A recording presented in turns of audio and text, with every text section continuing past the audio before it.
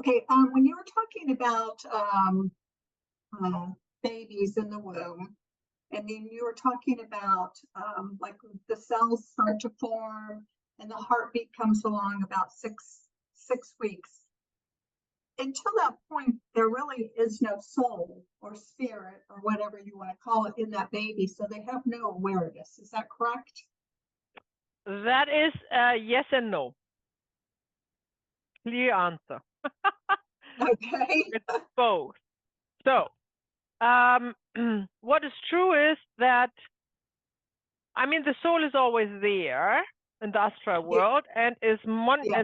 designing and monitoring the process of the body being formed. You know how the parents come together and creating all the circumstances that this is actually happening. So she's part of it. So it is Mhm. a loss. It is a loss if it doesn't come to a pregnancy, or if it's a very early miscarriage or Mhm. abortion. That's a loss for the soul in some ways. Um, However, in a family constellation, when we are looking for the excluded members of the family and the current family, then it seems so as if the strongest impact have those after week 5 or 6. So any miscarriage and abortion after. And that Okay. does come up, and they do have a place in the family system. And if they don't have it, they are entangled with another descendant, another, maybe a sibling, often a sibling, that came later. So we see that all the time. However, just recently, I came across a case where that was an IVF procedure, to create, to help to get pregnant. And after the successful one pregnancy, there was one fertilized egg left, frozen. And the mother decided to give it a go, and um, and have that implanted, in the hope to have a second child. But it didn't happen. She didn't get pregnant. So in a family constellation, it turned out that actually the first child um, was looking for this sibling that didn't happen, and that had an impact on the family system. So for some reason, in this case, just the fertilized egg was already part of the family system, which is the first time I've seen it. So this is why I have to say yes and no. There's a rule, and then there's an exemption. Without the exemption, there is no rule. So although we are working with the rules, obviously, to have a structure in our work, we always need to be open to see and perceive and be aware that there can be this one exemption to it, this odd one, yeah. And that was one of the cases where there was this odd exemption. And why that is, well, I can only guess that it was important for the other soul to come, that maybe the two souls, the first child who has been born and the other child who hasn't been born, that they have already made out in the astral world, to come together and do this together and do that together. And then that was a great loss when this didn't happen. That is all possible. Or a former ancestor, the family system was hoping that the second child would show an entanglement with a former ancestor that would solve a family trauma that then didn't happen. So there's always this one exemption, but as a rule, yes, as a rule is, once the heart is beating and the soul is there, it's part of the family system, and before that, it doesn't seem to count as a missing person. Mm-hmm. That's interesting to me because like two of the most populous religions, their take on this is that until that point of quickening, there is no soul in the baby. So Mm-hmm. I was curious to see what this viewpoint was about it. Yeah. Okay. Very good. Yeah, and that's also the most countries have which abortion rules are saying you can abort up to 3 months, right? I think it is in most Well, countries, in Florida now, it's 6 weeks or with 6 weeks. so many conditions, it's almost impossible now. Aha. Well, okay. Um, well, 6 weeks actually makes more sense to me because the soul does come in week 5 or 6. Yeah, it's just fully, when you say quickening, that's when it's fully manifested because it's a process. Mhm. It's nothing that goes like this, boom. It's a Right. process, and that's the process from 6 to 12 months. That's the process. Um, yeah, so it does, but what you can clearly see in family constellations, we have that all the time, that regular abortions before week 12 and the aborted child is a very important part of the family system. And this is very traumatic for the family Mhm. that this is not acknowledged up to this point of the family constellation. So that is absolutely no doubt that the soul is part of the family system before week 12. Absolutely no doubt, right? So doubtful before week 5, yes, yes. Something you need to inquire and see in the family constellation. But and also what comes to mind is that every soul has a purpose, right? And for its own development, own soul journey, and as part of the family system, the purpose to um, balance something out in the family system, to make something seen. So there's another purpose to that as well, right? So it is always carefully orchestrated in the astral world, who goes when, where, and it's a really complex process, which we don't go here. We don't need that, but it's a very complex process, and so it's always tragic if something not happens as planned. However, there's this wonderful saying from I think it's from Malcolm Southwood. I'm not quite sure where I got it from. It says, "In the universe there are no mistakes, only misunderstanding." Yeah. So that a soul that is planned to have a life gets aborted or miscarriage is not a mistake. It's just a slight misunderstanding and all this complicated setting up to make it happen, because there are other influences as well, right? Lots of influences for this. And I think that is wonderful to look at it like this. No, to Oops. look at it like this. And yeah, Kimberly left us. Sure, bye. She will come back. It's really good to understand that this is uh, the universe, if you will, the greater creation part of things is not doing something wrong. Right.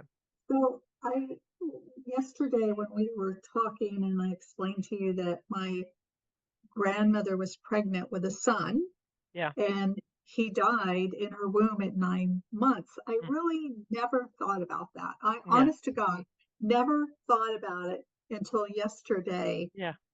thinking about here comes my mother afterwards. And there are all all of the emotions that must Yeah. be connected to that. And here he fully, maybe, I don't know, intended to be here. He was Mhm. fully formed. Mhm. Yeah. And Totally. what a tragic thing that was, and how I think it completely affected that family. Like, Absolutely. yeah, 100%. yes. And it's So, totally worth to constellate that one day, maybe in a workshop, because that would definitely have a big impact. yeah, However, coming back to these mistakes and no mistakes in the universe, yeah, tragics are no mistakes. Tragedies are necessary. We have that all the time. We have wars, we have this, we have that's kind of what Earth energy is made of, because that is mhm, where we learn something.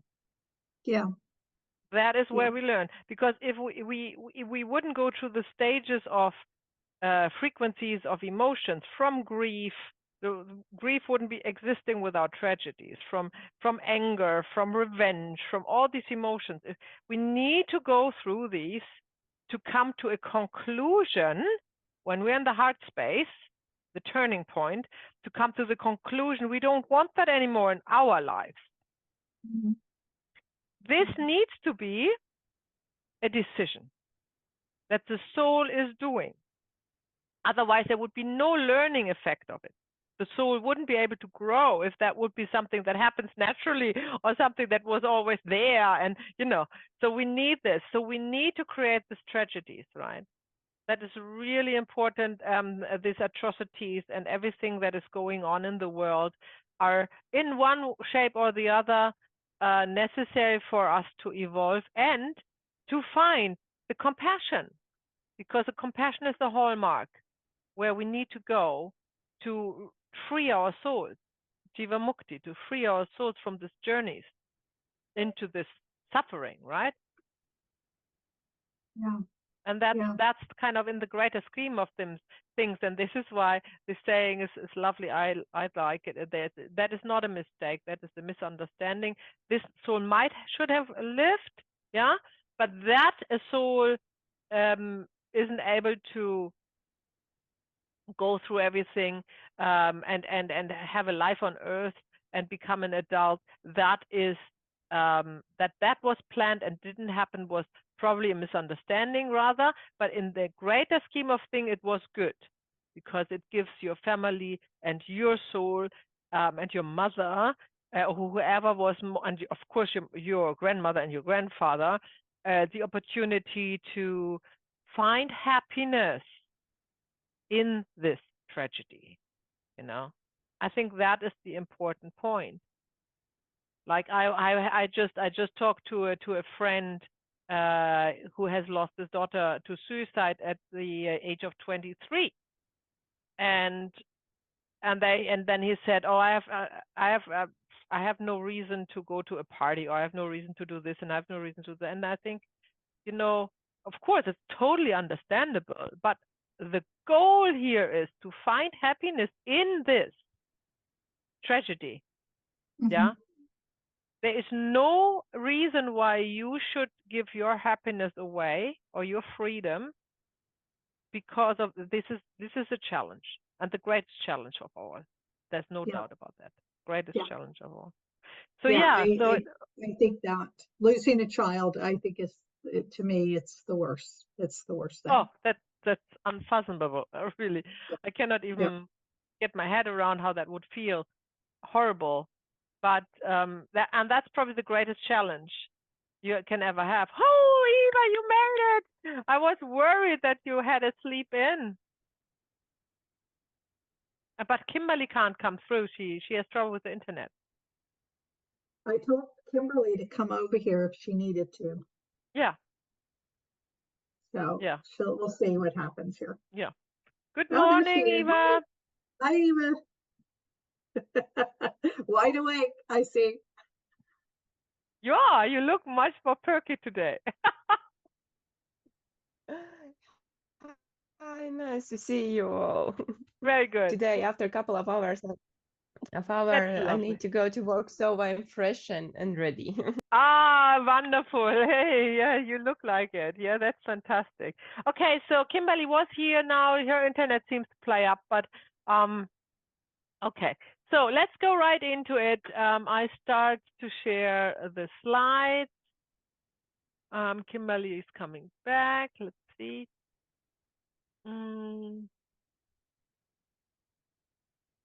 There she is. Yay. Oh, good. Very good.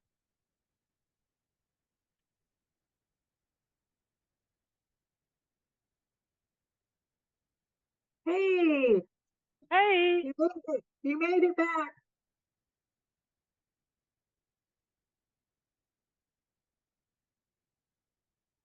So, hey, Kimberly, good to see you back. Yeah, I'm on my phone. I don't know. It just kept kicking me out. So anyway, I'm here. That's great. The internet sometimes just makes funny games with us. Yeah. Plays funny games with us. Okay, so welcome to the part 3 of our module 4. Today, remember yesterday we talked about everything birth related, and today we talk everything about death related. Yeah. So the end of the life experience. So we are talking about the process of dying, the concept of past life. We talk about reincarnation and family systems. We talk about reincarnation and karma. We will touch on traditional belief systems and what they say about reincarnation and past life. We will also look at some soul causes of a disease. And we will finally look how to perform a regression. And we will also have an exercise or at least a demonstration with it, so you know how to do that.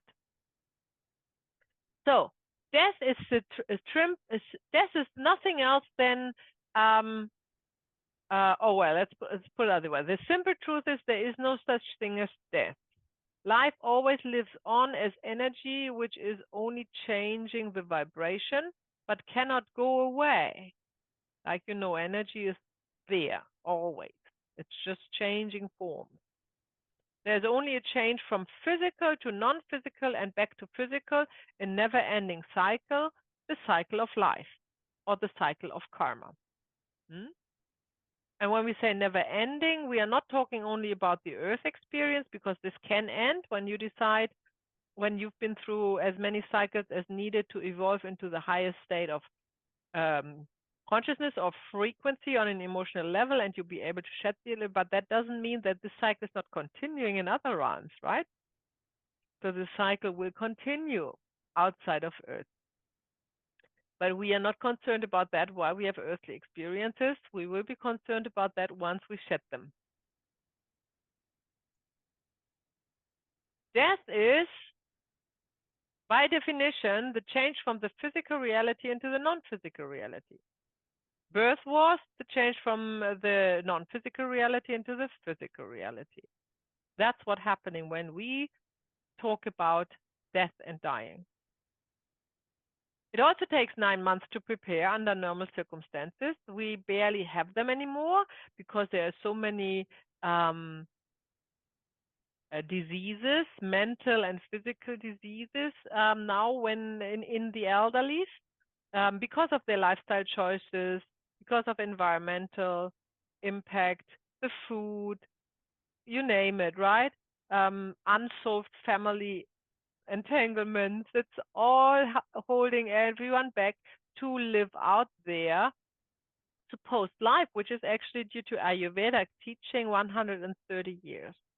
So the human body and the human cells are designed to live 130 cells without getting sick, without getting dementia, without, you know, needing what is this? I just came across here in our little town a shop, a whole shop, a huge shop that only sells immobility items. Like, it is such a big industry, right? I remember my mother walking with this roller thingy there half of her life, right? So it's becoming so convenient to everyone to just, you know, crash down and let go and just become, you know, helpless, if you will. The whole industry is now made around it. This is not how we are designed. The design of the body is to live 130 years, being able to get upright, happily waking up in the morning, getting out in the garden, doing your stuff, knowing your great-grandchildren. That's the normal state of being of. And there are some cultures that are maintaining that. Like in Japan, there are some islands in Japan where it's completely normal that 110 years old are potting around in their garden and they are never sick, right? So we have messed that up with our lifestyle over, I don't know how many 100 years. I haven't really looked into it. But the Ayurvedic teaching is based on the Vedas, and it's about 5,000 years old. So I just assume that at that time, that was normal. At that time, everybody was 130 years, healthy. There was no environmental toxins. There was no mental toxins. That seems to be what a yoga, what is called in yoga, an age where where we lived a natural life. Well, we are far away from that at the moment, but we still can change or do individual decisions to go towards it, and not to bound to the society that is opposing on us, that we have to kind of plan for our own death when we're turning 70, when we retire from work, basically, that we have to then kind of, you know, find a home where you are looked after. How do you call something, an elderly home, where everybody is just waiting till the apartment becomes available for the next one. So if we have this in our mind, of course we are creating it. That's no doubt about it, right? But if we wouldn't have it in our mind, we wouldn't create it. So if you think about how long you want to live, why not saying 130 years, right? I mean, it's everybody's decision, of course. But I'm totally, I'm absolutely sure that this is possible. So anyhow, that was just a little excursion into Ayurveda. So the normal physical death is you are healthy, you are mentally completely aware, and you know, and you are around 130 years, and you know, and you say, now is my time to leave. You know that, and you're not afraid of it. You're looking forward to it. You plan it. You let go of everything. By the way, if you really want to leave, don't put any metal on your body. Metal is holding you down. So you would take off rings and piercings and glasses or whatever is out of metal. And you would prepare for that 9 months, and the body would prepare, and your spirit is preparing for it, and your soul. Yeah. So they will, you know that, and you will take that same time as you have in a pregnancy. The electromagnetic field that is holding the emotional and spiritual body close is getting weaker and weaker in this 9 months. Yeah. And then if you happen to know somebody who is not deadly sick or dying from accident or is unconscious because of mental illnesses or something like that, then you can actually see them that they are fading in and out a lot in this last month of their life. And they are totally happy. They are not worried about that at all, right? And that is important, as same as in the pregnancy. And that would also mean that your soul doesn't get stuck in the in-between world, of course. Yeah. Because you are very aware that you want to go home, which would be the astral world, to the emotion that you are drawn to. From out of body or near-death experience, I have to say, if you read up witnesses that had near-death experiences or ancient wisdom schools, they are referring to this moment that of leaving the physical reality, that it feels like dizziness and disorientation in some ways. Often it is reported that they go through something like a tunnel or a corridor, which to me sounds exactly the same as the birth canal, where you come through when you are birthed. So that's another kind of similarity. They see the colors differently. They see a change of perspective. They also report that everything seems to be more vibrant, clearer, and sharper even. They also realize when they come back that everyone is on the same journey, that is kind of the way to go. But of course, everyone is going to different destinies. No, this is something that you decide on Earth where you want to go with your actions, karma, right? Karma means action. It's also reported that it feels like going in a different dimension. Of course, we can't really picture that because we haven't experienced it yet. Or has anybody experienced a near-death year? I'm just assuming we haven't, but we might not. So no, we haven't, right? So me neither. So I have this also from reports from other people. Only the ones that are sticking to the in-between worlds are not going through the corridor, because the corridor is the way to the astral world, into this dimension. It's of course not another place. It's not beyond a celestial body or something. It is here. It's just vibrating on a different dimension where we have no access to, at least when we are not psychic. Right?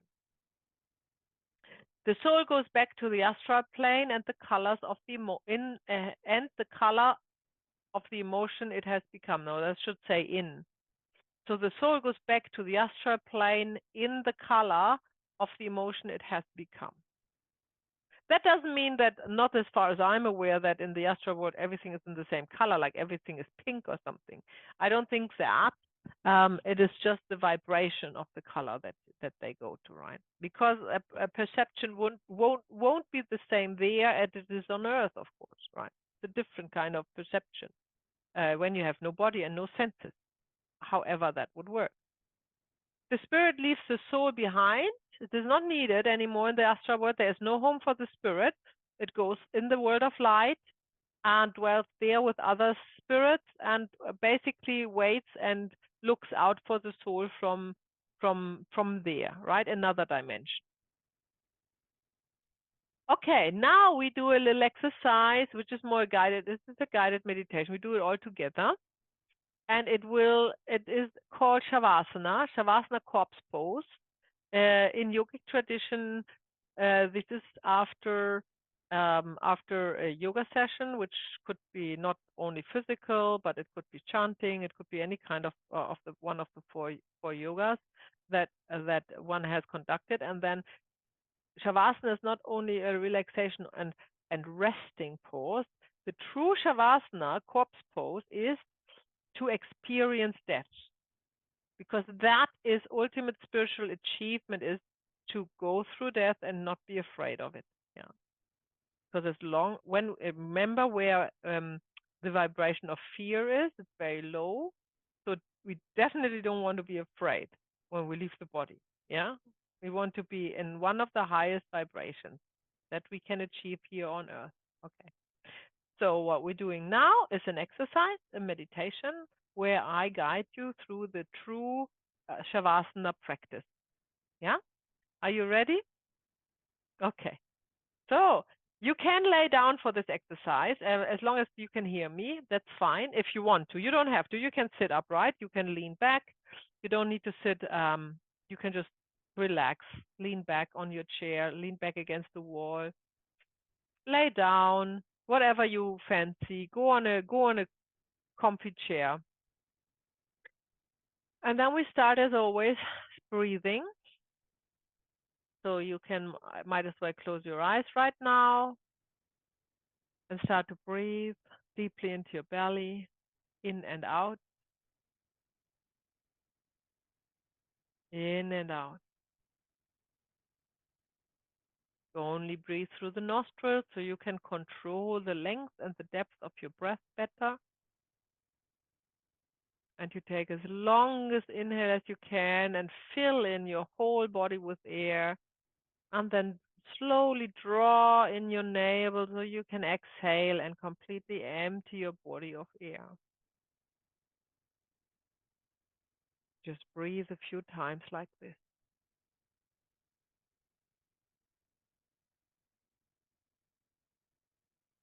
And with every breath, you get more relaxed. Every breath, you can let go of thoughts, any worries, any excitement. And every breath takes you deeper inside, in this place where you feel at home, where you feel complete, where nothing is missing.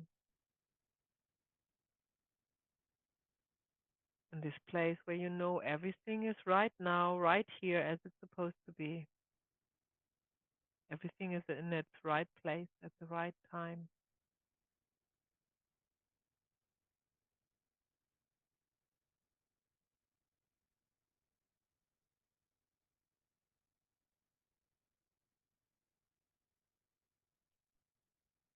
And this place where you are completely relaxed.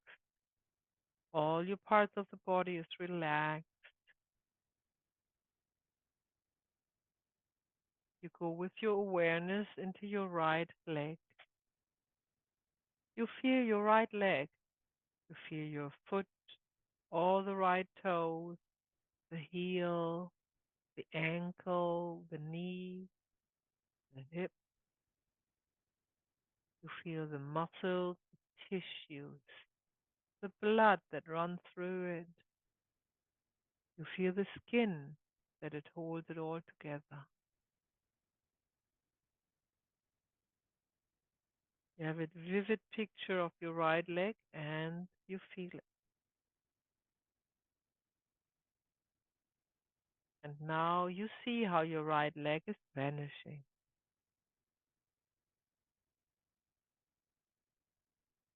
And you ask yourself the question, am I still there?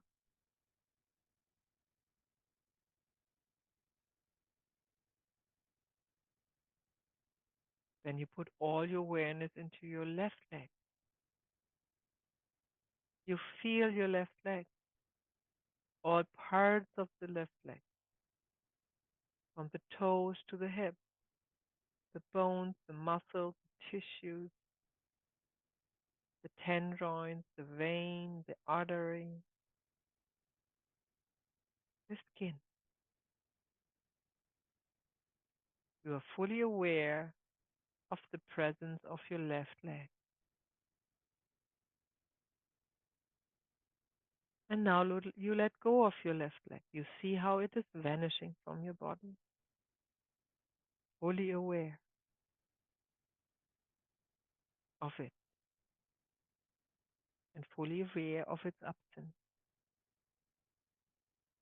And you ask yourself the question, am I still there?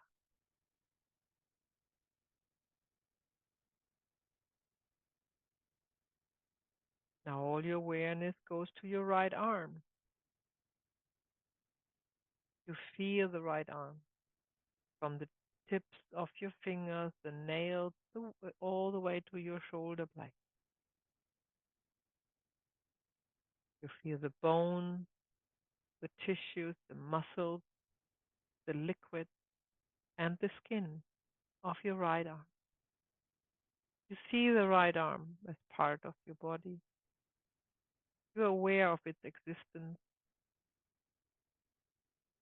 Then again, you let go of it. Completely vanished in an instant. And you are aware of it. And you ask yourself, am I still there?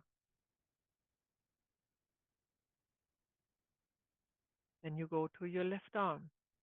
You are aware of your left arm. You're aware of the tips of your fingers all the way up to the shoulder. Aware of the sensations in your left arm. Everything the left arm is made out of.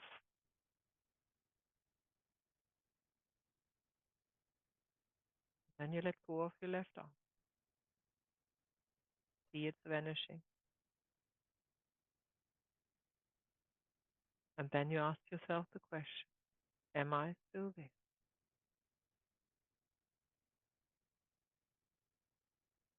Now you focus on your body. Your awareness is on your body. From your pubic bone, from the sternum, all the way up to the neck. You're aware of every organ in there, working for your body. The muscles, the bones that hold it together. The blood that flows through it. The heart that is beating. Skin that holds it all together.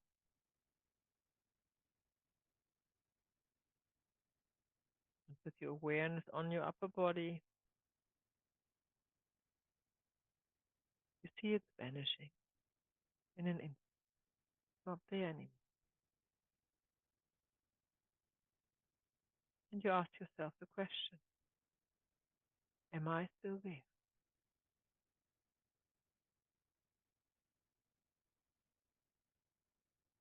And then lastly, your awareness goes on the remaining head. You're aware of the existence and the presence of the head. You see your face, your hair. You feel sensations on the skin of your head.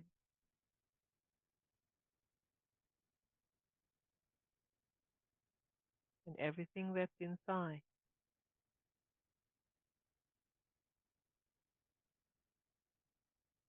And now, in an instant, your head is vanishing. It's completely gone.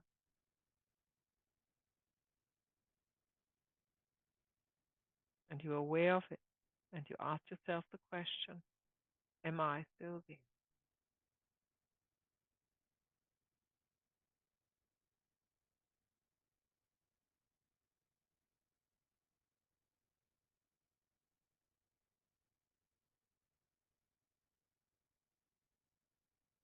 And you stay with this question without looking for an answer.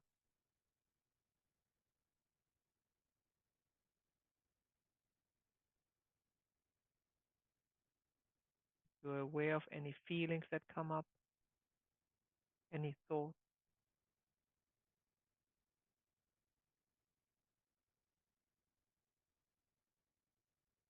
Just take note.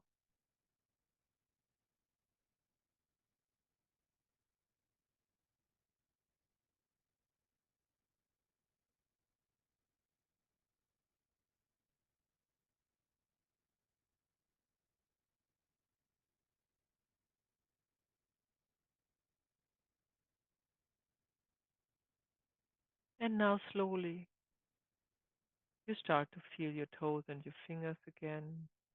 You wiggle your toes and fingers. You take a deep breath. Inhale through the nose and exhale through the mouth. You start to wiggle your shoulders, your jaw, your head.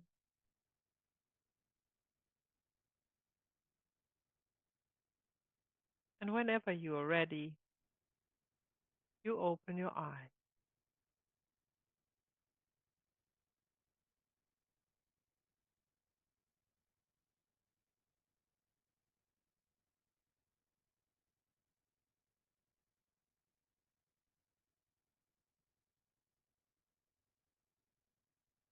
So, Kimberly, I hope she didn't fell asleep. Here she is. Okay, shall we all unmute and quickly share? How was that for you? You want to start, Kimberly? Sure. I can't see myself, so I don't know if my camera's on or if you can see me or. Yes, we can see you. Yep. Yeah. Oh, okay, good. Well, I definitely felt like dead weight there. I felt everything just sort of, go away. And then asking, if I was still there, if it was still me. And it was like, yeah, it's still me. There I am. Yeah, very good. So there was no doubt, not for a split second, that you are still there, right? I just like I explored it and I'm like, no. I mean, I questioned it. I definitely questioned it, but it was nope, still there. Yeah, very good, very good. And how was that when you felt that? At first, I was kind of like, okay, well, we're together for a while then. Very good. Yeah, that's Yeah. good. Thank you. That's lovely. Judy, you want to share what happened with you? So yeah, it was interesting. I have to say it was a little anxiety producing at first because I absolutely visually could see myself disappearing. Like it was very clear to me that I was disappearing. And I started getting monkey mind, where I was like, and I kept coming back to your voice, like saying, okay, I know what's happening, coming back to your voice. And I calmed down. And then when I felt my head disappear, felt like I was floating, just floating. And I was like, okay, I'm still here. Like I'm here. But I do have to say that when you started bringing our body back, I felt really happy. I was like, okay, I'm ready to be back into my body. So I don't know what that says about me, but That's wonderful. That's wonderful. Thank you for sharing. So, Judy, this is absolutely normal that anxieties come up, because that just means that you really feel this vanishing of the body, and that's the exercise to experience these anxieties and overcome them. So this is not a one-off. You can do that anytime when you feel you're ready to do that. Yeah. And it will get better. It will get lighter and lighter and more enjoyable as more you do. And that is the proper preparation for the actual physical transformation into the non-physical. Are there people who lead the people through death like that? Like, I'm not aware of that. I think we all have to do it ourselves. oh, on our own. Okay. I think that's one of our tasks in this life, that we are able to do that we are taking over the responsibility for our own journey beyond the physical existence. Yeah.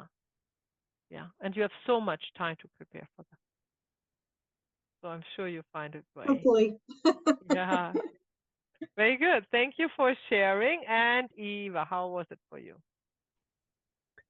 At first, it was really easy to follow your meditation, your guiding this. And when my head vanished, then suddenly I felt that feeling that the light comes so bright. Like really, I was surprised. I thought even maybe my ring light is going like crazy, and it suddenly maybe starts to lift up the light, the level of the light. But yes, it was like raising very fast, the light in my I don't know, in my side or around me, and I felt like really it's hard to say. I felt I was waking up, like I had the feeling I'm waking up, yes. And at the moment I feel like really good. Now I'm feeling like, whoa, it's like it could be like 9 o'clock in the morning. Like I'm so fresh and totally ready for the day. Wonderful. That's very interesting what you just said, that it feels like waking up once you left your body, because that's actually what is in the most spiritual teachings, or in all true spiritual teachings, are pointed at, that we are actually in the state of sleeping while we are on earth. And that the waking up to our true nature is when we leave the physical. If we allow us to. If we want to stay in the illusion, then we come back. Wheel of karma, right? But the waking up is getting out of the whole cycle. So that's the sensation. Interesting. Well, thank you for sharing. I assume that was an interesting experience for you. As I said, keep going, do that if you want to prepare for the change from the physical into the non-physical, and get ready for it. That doesn't mean it happens tomorrow, but you know, it's a beautiful exercise anyhow.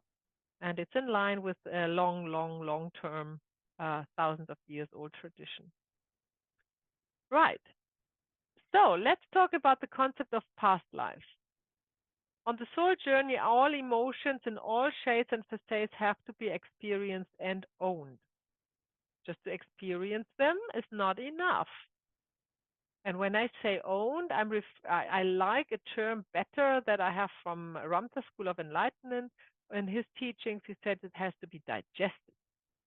It's like eating it and digest it and transforming it in your body into nutrition, into life energy. Yeah. That's what we do with our emotions. We are just not experiencing and observing them and say, oh yeah, now I was angry, and there I was happy, and this is how it feels like. That's one part. But then you have to fully embrace it and fully make it your own. Yeah. So how do we do that? We are not resisting it. whatever emotion comes up, whatever it is, happy or sad, doesn't matter, anger, rage even, do not dismiss it. Do not push it away. Don't try to be a good girl. Yeah. Try to really live it out and digest it and really feel the consequences of it and really make it your own. And then when it is fully digested, then it is your strength. But only then. To finally enter the world of light, enrich with the experience. That means the digested emotions. The emotions can only go away, and therefore the wheel of karma is coming to an halt, to an end, if these emotions are digested. All of them. As long as they are still lingering around, you still are attracted to the corresponding color. Another concept of past life that you might not be aware of, even if you have studied past lives and even worked with that, is past lives are not linear. So when we talk about past life, we can, if we do a regression, we can go at any time. We can also be in the future. We don't know. Yeah, the term past is probably a little bit misleading in this case. Yeah? We don't exactly know where we are. And we don't need to know it. Sometimes we do. Sometimes the picture is clear where we are, but not always. And it really doesn't matter. And when we go to the regression, and I talk to you about false memories, that's the trap. Yeah. That's where the subconscious is leading us when it doesn't want to go really into the past life or into the life that is that is the cause of the trauma. And it doesn't want, as you know now, it doesn't want us to lead there. So it comes up with tricks. It tricks us all the time. And it loves to tricks us by giving us pictures of a tragic past life, normally from the medieval time. That's what it loves. And that's barely ever what it is, right? So it's better to have a picture that is not related to a certain age period when you do regression. So you're not looking out for when it was and where it was. You can sometimes, but it's not always helpful. Past lives, so-called past lives or other lives, we maybe actually call it better other life, or other lifetimes or other life experiences are needed to work on the karma, right? That's for sure. And there's a reason why we forget about them. Why would we not remember with our conscious mind all our lives? Right? What's the point here? No. The point here is that we should not mentalize it. We should digest the emotion and then move on. And we cannot move on if we look back. So we need to really work on the emotions, not to push them away, not suppress them, not make them small, or just let them really be who they are and let it be yours. And then you can move on. And that's why we need the life experience. Only here we can experience the outcome of our emotions with our senses, with our action, karma. The unborn soul is innocent and ignorant by nature. So imagine a soul that has not had any lifetime yet. Yeah? That's called the unborn soul. The unborn soul had no lifetime. It had no done nothing. So it's innocent. Yeah? But it's also not aware of anything. So it's ignorant. Yeah? The unborn soul is not aware of anything. Has not experienced anything. And now the soul journey is to come from this state into a soul that has experienced it all, yeah, fell out of innocence, experienced it all, came to wisdom, is not ignorant anymore, and is able to shed all the experiences in the end. So then the soul who is advancing via the earthly plane, via the karmic cycle, via the experiences on the earth, this innocent and ignorant soul becomes a soul full of knowledge and wisdom. And only a soul that is full of knowledge and wisdom is able to enter other realms beyond the astral world. That's, so to speak, the school, the primary school, or maybe even kindergarten. I don't know how many realms there are. I have no idea. But it would be like what we do here is a preparation for other realms and other schools. So it's maybe even kindergarten here. So every life experience is different for every person. And person, I mean the soul that is incarnating into a body. And that means that every soul is on the same journey with different destinies. There is not one soul that becomes wisdom and knowledge that is the same as the other. While they all start out as the same, innocent and ignorant. There is no personality, if you will, to the soul. But once everything has been experienced, this sense of individuality will live on, right? Because unity or oneness is way beyond what we talk about. Yeah, that's not waiting for us beyond the astral world. And if you're interested in several concepts that go beyond all these cycles, then I have learned a lot from a Gnostic teaching or Gnosis. They have a very interesting concept about other realms, and I'm sure there, and of course yoga, and I'm sure, or the Vedas, and I'm sure there are other very interesting spiritual teachings that can, you know, give us more perspective on what is beyond, if you would be interested. For our work, that's not necessary to know. That's only for you personal, right? For our work, it's enough to know what I'm teaching here.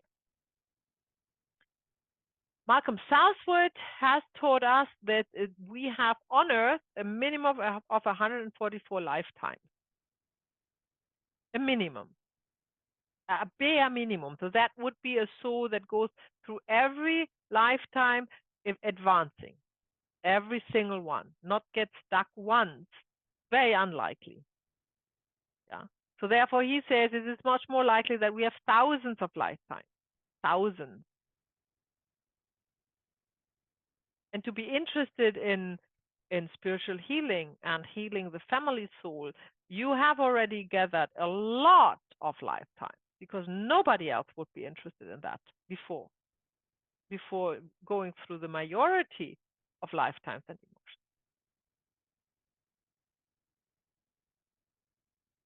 And that has something to do with the sun cycle, so that's beyond me. But that's probably something you are interested in, Kimberly. That has to do with sun years, and I don't know the figures coming from astrology, I think. The soul has a certain genetic imprint from the previous lifetime on Earth. So we don't remember our lifetime. That's by purpose. We should not remember what we did and what we are here to do.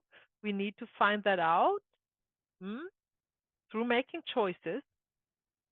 But there is a certain imprint from the previous lifetime. And this is why we sometimes remember things. And of course, all the information are stored in the morphogenetic field. Others would call it also the Akashic record.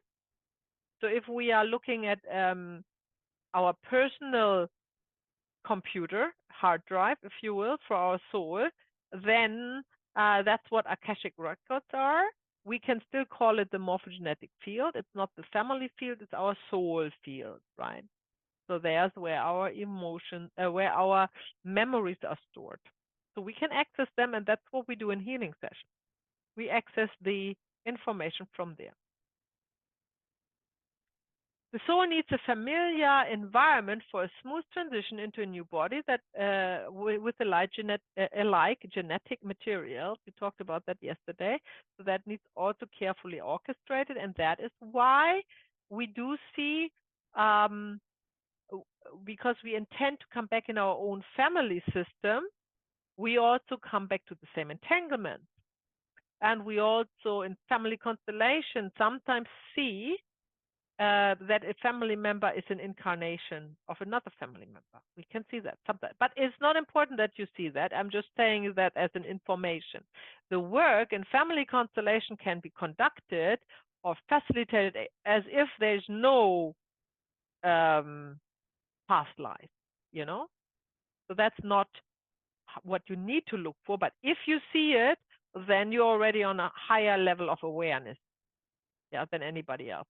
You don't need to share that if you don't feel comfortable with your participants. So we are reincarnating often our same family system, and therefore we can truly say that we are our own ancestors. Yeah. And some are born like this face, you know, of an old person. Some babies are born and they look already old. Did you ever realize that? They are not. Some look totally innocent and baby-like, and others look so old. Weird.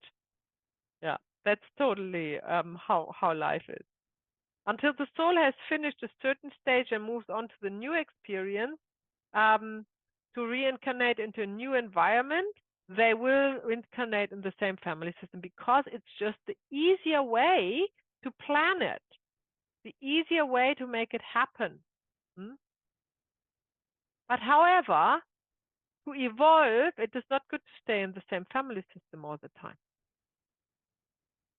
To evolve on your soul journey, at one stage you had enough, you learned enough, you have digested all these emotions from the family system, and you plan in the astral world, this time I need a new start somewhere else with completely new experiences that I can go further than I have ever been. And that are these children who feel a little bit like a misfit in their family. They feel like a little bit nobody understands them. Yeah, they feel they don't fit in this family. Has anybody had this experience? Well, I had that. Yeah, and that's a good sign, because now you have chosen a completely different family system, because you made a big step before in the lifetime before that. The next lives are always designed in the astral world, and when we have this deja vu effect with somebody we meet, and we think, oh, we must have shared a past life, right? I would highly suggest that that is rubbish. You have made in the astral world, and you have decided to meet on Earth to play a certain role, because that's what you work on.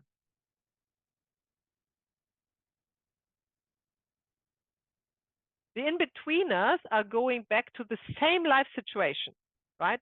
The in-betweeners have no way, unless we free them, right? Then they can go to the astral world. If they are stuck there and nobody helps them, they are like in deep sleep. They come back, they are drawn to another same situation, same family system, very close to where they left off. They will, as immediate as possible, go back there whenever they have a slot. Yeah, they will be drawn through a new heart forming into there, and exactly repeat what they have left off. And by the way, suicidal people, they are stuck in the in-between world. They come back. They haven't learned a thing, right? They need to repeat, reset and repeat. So suicide is not an answer to any problem or any question. Excuse me, my doctor.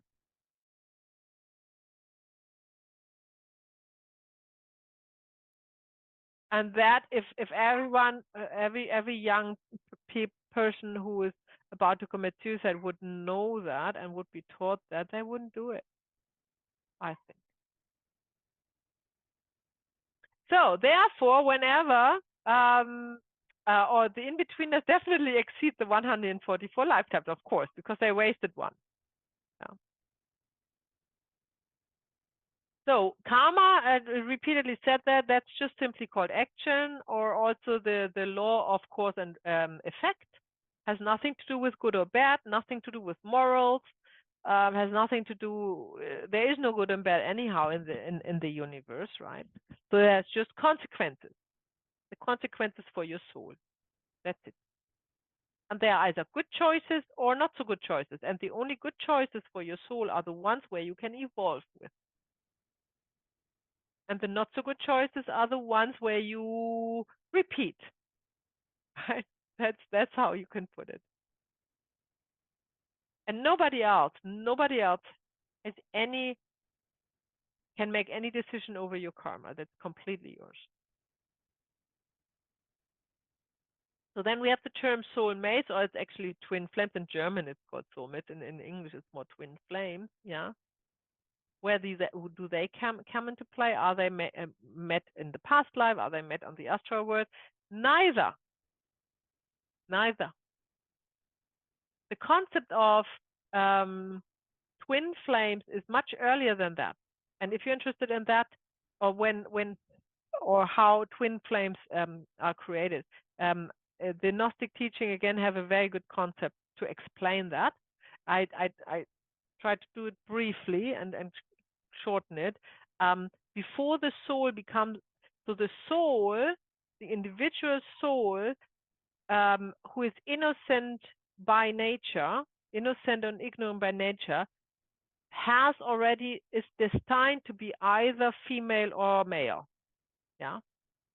Before that, it was one, without a gender, if you will. And then it has parted in one realm before astral, has parted. Yeah. It is the same soul parted, same innocent and ignorant soul parted. And now, why is that?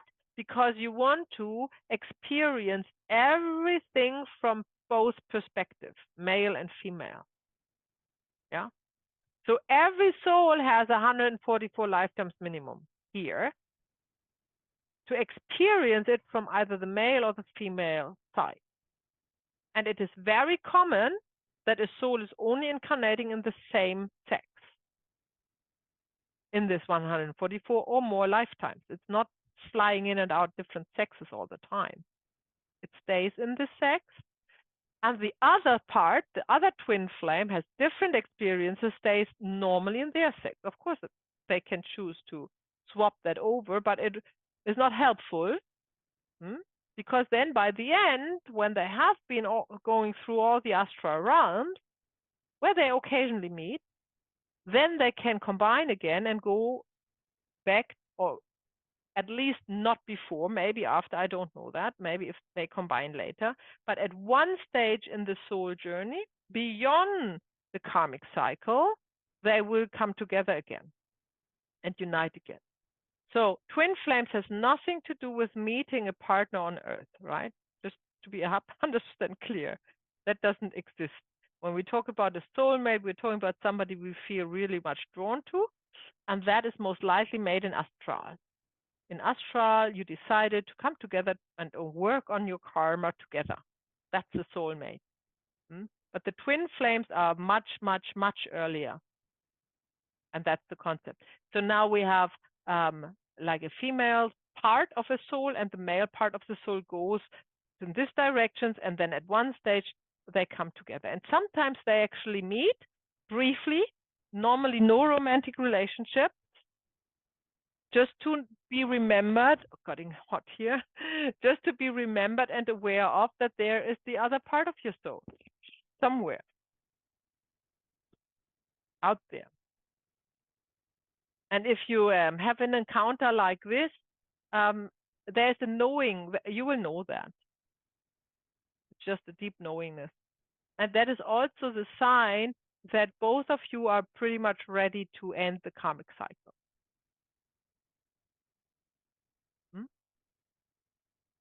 What is then the soul family? The soul family is pretty much the family that you have in astral. Yeah. That's your color, if you will. Especially if you are working on the same color for a lot of lifetimes. You are together with the same souls on Earth, because that's what you want. You create this connection in astral, and you want to be together to go through it together because you're working on the same issues. So if you feel very much connected to your family, in the one you are born into, and you have very deep connections there, and you're really, you know, really clinging to your family here, that's most likely that most of the members of the family are coming from the same soul family. Right. Then what is the spiritual family? That is the family where your spirit resides. That is the family where your spirit feels at home, right? Of course, we use the term spiritual in different ways. It could be a group that is spiritually alike and akin with what you are, but that's not what we're talking about when we say spiritual family. That's the spiritual family is where your spirit is aligned with in the word of light. Then we have this term, the family of 17, your true home. And that's interesting because also the spiritual family, they also sometimes like to come through adopting their soul body to Earth together, right? That's, of course, very complicated to design, but if enough effort is put into it, that can happen. So it apparently is always 17 souls that are moving together in one way or the other. But that's just an information in this concept. When you meet familiar faces on Earth, most likely you have made out with them in astral. Maybe they are also part of your spiritual family. And very rarely that would be your twin flame. Very, very unlikely, but it can happen. And we talked about the misfit. That's the sign that you have chosen a new family system, because you made quite a quantum leap in the lifetime before. And you decided that's it. That's no more. Don't need that anymore. Whatever it was, the drama. Or if it was happiness all the time now. Now you need the drama. You know, you need to work on something else. Traditional belief system. Shall we make a quick Q&A to what I talked about? Because now we are going into belief systems. Are you all good so far? Okay. So there are a multitude of belief systems that talk about past lives, of course, right? And some are there, they say there are no past lives or other lives. It's only that. And there's nothing else. That's probably what atheists would say, I think. That's another belief system. They're coming from different transmitted scriptures, of course. But now we have these true spiritual scriptures, which are in Sanskrit, in Hebrew. I think that's the oldest languages, as far as I remember. They are already laid out in different words. They're all talking about the same. And then religion have been based on these scriptures. And now they are transmitting out of the scriptures half-truths and putting that together for a purpose. And the purpose is power and control, right? And this is how traditional belief systems are created. Yeah, they are based on something that is truth, but they are distorting the context and make it their own. And then they claim this to be true. But now you have to believe in it. You cannot experience it anymore. The truth is something you can experience, like we did in our meditation. Yeah. That is different to a belief. So you don't need to believe in life after death. If you have experienced it in your meditation, you know it. Yeah. But a belief system, by definition, needs you to believe in it and doesn't allow you to experience anything. Because if you would experience it, it wouldn't be a belief anymore, and you wouldn't need them anymore. Because if you need to believe in something, for your good, yeah, then you need to trust. You need to trust somebody else.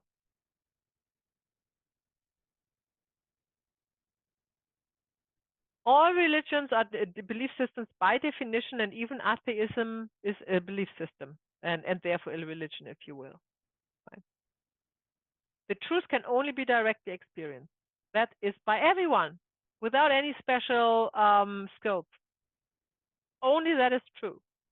If it cannot be experienced, you need to believe in it. You have to question it.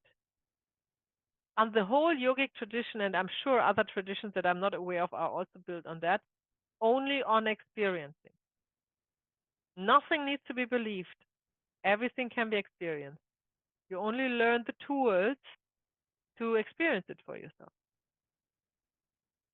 And everything else, I'm there to say, everything else that you cannot experience is not needed for your life experience anyhow. Why would you need to believe in anything? You just experience it. And if you don't experience, that doesn't mean you need to disbelieve it. That's another belief system. Believing or disbelieving is the same. It's just the flip side of one coin. Yeah, it's not true. But you can experience the truth, and everything else is not your business. You know, why would you care? Right? So let's talk about reincarnation in a nutshell. When we come to the end of life, we are expected to let go of all it once held, unless we intend to return and repeat the experience. And these are words from Malcolm South. So letting go is the one, the goal and the destiny, right? Okay. When did we start? We have a little bit longer. So let's talk about sole causes for fatal or severe diseases. A severe illness in children is over 90% due to a family system entanglement and or a past life entanglement. Yeah. And we do in this case normally not a regression, but a family constellation. We can see everything we need to see in a family constellation. Kidney problems are hinting on the feeling of being trapped. And why I'm giving you this information is there from Malcolm Southwood. If you have a client and a family comes for a family constellation and you ask why they are here, and they say they have a kidney problem, or they are reporting on a family member who has a kidney problem, then you know, aha, somebody is trapped here. Bladder, especially in women, is loss of control, an issue of losing control. And it's not normally or not necessarily the one who's suffering under the disease that has caused it. It is often an entanglement with the ancestor, right? The breast is a mother issue. Breast cancer, of course, is often or most likely a severe interrupted movement towards the mother. So that's interesting. I'm sure you have cases in your environment with breast cancer, and maybe you inquire with the tool of family constellation if they are ready to come. You would see that very often. And why is this so predominant? Not only because environmental toxins and everything else, dairy and stuff. It is also because, as you know from yesterday, in the modern life, interrupted movements are set by the system already. Up, you know. They are kind of what every child is exposed to nowadays. You can't get away. And if you're not working on it, and it manifests and it manifests and it manifests, then it can become a problem in the breast. Lungs, unshed tears, unlived grief. That's what happens when there is a lung problem. Digestive tract problems in relationships. That's related to the digestive tract. Leukemia is overwhelmed with responsibility, especially in adults. So remember, if children have leukemia, that's a family system entanglement. Maybe with somebody who was overwhelmed with responsibility. If there's a current case, especially in a adulthood, 40 and beyond, where all of a sudden a person suffers of leukemia, then look at their life and what they took on. That's often the case, that they just were overwhelmed with responsibility. And I actually know it a real case, and this was clearly the case, a woman who became leukemia when she turned 50. Pancreas is the problem of making decisions, interestingly, because there are some energy lines coming together in the pancreas that if somebody is twisted and torn and cannot decide, let's say a man is twisted and torn between two women, yeah, he can't let go of his wife, but he cannot live with, can't let go of his girlfriend neither. They can create pancreas problems. Brain is a spiritual conflict, brain issues, brain tumors. One is at war with its true spiritual purpose. That's what often happens here. Throat is the incapability to answer, to set the foot down, or feeling powerless. That's often what is happening with throat problems. The prostate, the man loses his power. You often have that when men retire, that they develop prostate problems, and that is if the man is holding on to power as a predominant emotion, then this is the lesson to learn, to let go of them. Liver and bile, unreleased anger. And bone and skin, self-destruction, low self-esteem. Imagine the people, especially younger women, who are self-harming. They're cutting themselves or inflicting wounds on themselves, right? That is often the phase in the puberty when they have a very low self-esteem. And they want to feel it to the skin or via the skin. So that was that. When you have any questions, happy to answer that now or after the break, when we will talk about regressions and how to perform a regression. Good. Let's say 10 minutes. We meet at 1/2 the hour. See you back in 10.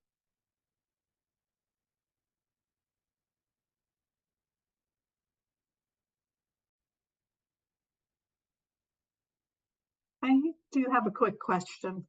Yes, please. Okay. You know, the US and probably some other countries are having a really bad obesity epidemic. Do you think that's related to any of this? Obesity,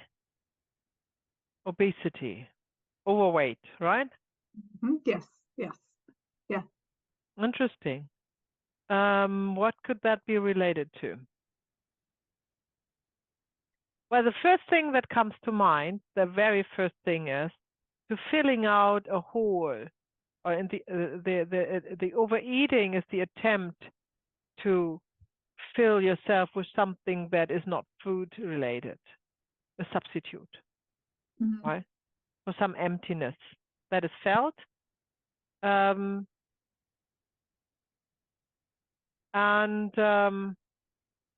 think in general, what we have lost is our spiritual purpose. And it's not taught in school. the religious have become so destructive and ridiculous and violent sometimes, right? So nobody really wants to believe in any religion anymore, because that has kind of exposed itself as the power game they are. And you know, most of the time, I mean, I don't want to dismiss it. It helps people, so that's fine if it helps them. But most people, especially the youngers, not. They have lost their connection to their true spiritual purpose.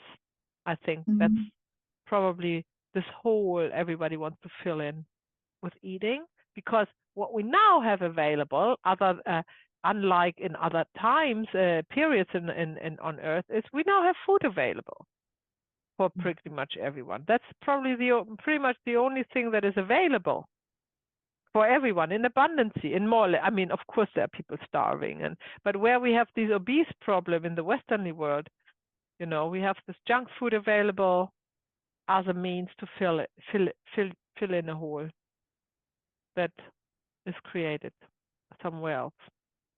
That's what comes to mind. I never had a constellation with obesity yet, I have to say. I don't think so. I mean, weight problems, yeah, but you can't call that obese. It's why somebody, that's relative. If somebody's not happy with their weight, but not, I didn't had a really obesity constellation yet. That would be interesting. Yeah, because it causes so many health issues. Like a lot of the ones that you were listing there, it was like, it can be all of them. Yeah, interesting. Yeah, I don't have an answer to that, I think. Okay, regressions. Let's talk about regression. Who has done a regression? You have. Eva, you haven't? Okay, good, very good. So, what is we talk about what is the regression? Why does a client need a regression? I just have to check. Do I have the slide coming up, or what? Ah, yeah, no. Hang on. Hang on. So we talk about that here. A regression is the guided a process to guide somebody into a other lifetime. That is a regression. It can also be, or not, in another time, let's say time, because it can do regression to childhood as well. So you are guiding your client out of the now where they live into a time, either back to childhood or into another lifetime. That's a regression. And it happens as a guided process. So you are not, you are facilitating that, but the client is doing it. You're not doing that for them. A client needs a regression to access early childhood traumas, most likely, or to access traumas in so-called past lives. Yeah. And why is that? Because we need to release a memory from this era. Yeah. We need to release a memory that is kept well hidden in the morphogenetic field and by the guarded by the subconscious mind, but it does not heal the trauma when it doesn't come to conscious mind. And that's what heals, to bring it into the conscious mind and then apply the healing process that will override the traumatic experience in the knowing field with a new information where the traumatic experience has been resolved. That's what we do. It's like, remember when I say about the computer cloud, when you download data, a document, and there's this old information, and then you write it, and you write something. You rewrite the document, new information, and then you load it up to the cloud. It's overwritten. That's only the new information now in the cloud. That's exactly what happens when we are applying healing. That is what is overwritten in the morphogenetic field. This old traumatic information with a if you will, happy ending information is overwritten. And because, like a computer cloud, it works kind of outside of time and space, it is instantaneously. So when it's overwritten, it's overwritten. Yeah. And in the body, it feels like as if it always was like this. The body is adjusting then to it, which does take a little bit of time, by the way. Yeah. So up to half a year normally.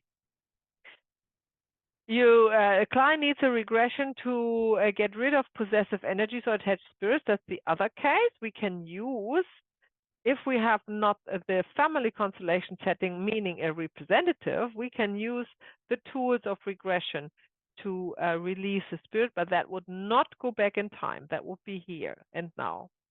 We don't need to go back in time when the spirit has taken possession. We do it here. We can also use a regression to find the sole cause of a specific disease. If this is what we prefer over a family constellation, we could do that.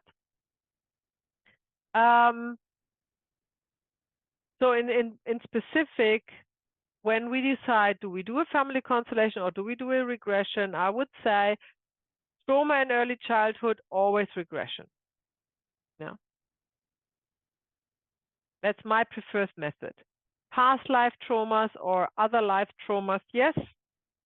Definitely in a one-on-one situation, a regression works best. If somebody's under the influence of foreign energies and it's a one-on-one situation, yes, regression rather than constellation. So that is the three occasions when I would prefer to do a regression over a family constellation. Okay, so now we look at how we perform a regression. And if you had a regression before, it would be interesting to know the different ways that you have been worked with on your regression, because there are many, many ways, of course, to guide somebody back in time or to a certain issue. And that is my preferred method that I have learned and that I like to apply because it works very well and it's quite easy. First of all, always first step is to guide yourself, not to guide yourself, to guide your client into alpha state. Alpha state is a state of relaxation. It's not hypnotic. You're not need to train to hypnose somebody. It is alpha state is just a relaxation state, which we do like we did today in the guided meditation, which was the beginning of the guided meditation, is only to get you into alpha state, into the state of relaxation. Yeah. So we do that with breathing work mainly. Then once the client is in alpha state, we guide the client back to the source of the problem and we keep it vague. That's important because we want the subconscious mind to reveal the true cause, which we don't know what it is, and therefore we cannot be too precise. We want the question to be asked vaguely. So the problem, the issue, we're not nailing it down to what the client talked about, yeah? Because we know, connected to the morphogenetic field, the real problem or the real issue will be addressed. We know that. So we don't need to talk about that too much. We affirm several times that there's no need to be afraid and that the client is not carrying any guilt or shame, because this is hindering them to access this memory. Remember, when there is guilt and shame, it will always be camouflaged with fear. So we need to make sure the client is in a state of no fear. And we try to affirm it as positive as possible. So we would call out to say, you're safe, you're in a safe place, you're completely safe, this is your safe space, wherever they feel safe. Yeah. We talk about cases of false memory when we will repeat the steps. Right. Let's assume we don't need to repeat the steps, yeah? The client will visualize a situation. And that would be when everything went well and there was no false memory, that would be the situation where the problem or the issue was caused. Now we are there, and you now need to find out what was really going on there, because the client would only see frames, like, you know, like frames in a movie, in a video. It wouldn't see the whole video playing in front of them. It would be a frame. And now you need to put the frames together to a video. And how you do that is through questioning. You question every little detail, so the client's awareness goes to that detail.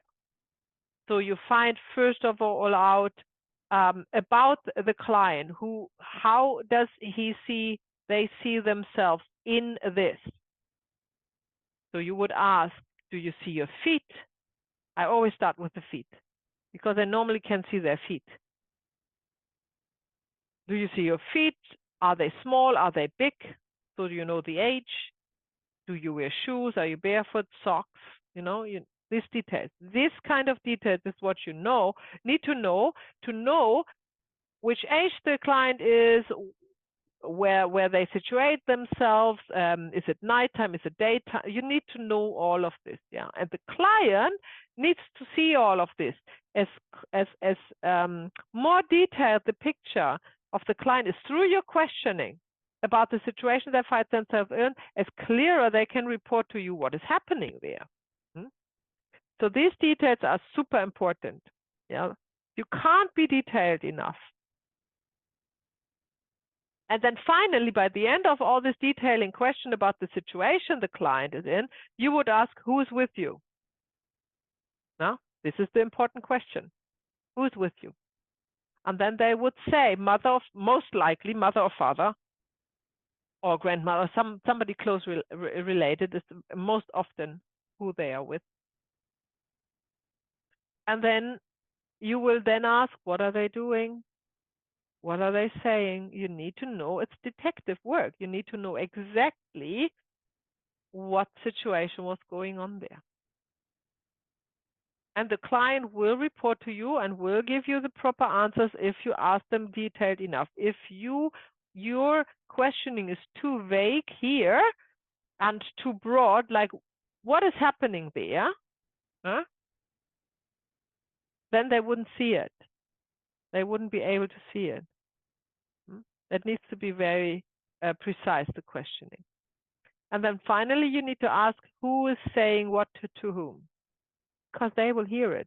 They will be able to say it. The memory will be released from the morphogenetic field. Because regardless how small they are, even in the womb of their mother, even before they have even created ears to hear, right, in the womb, they hear. The information is stored in the morphogenetic field of the scene.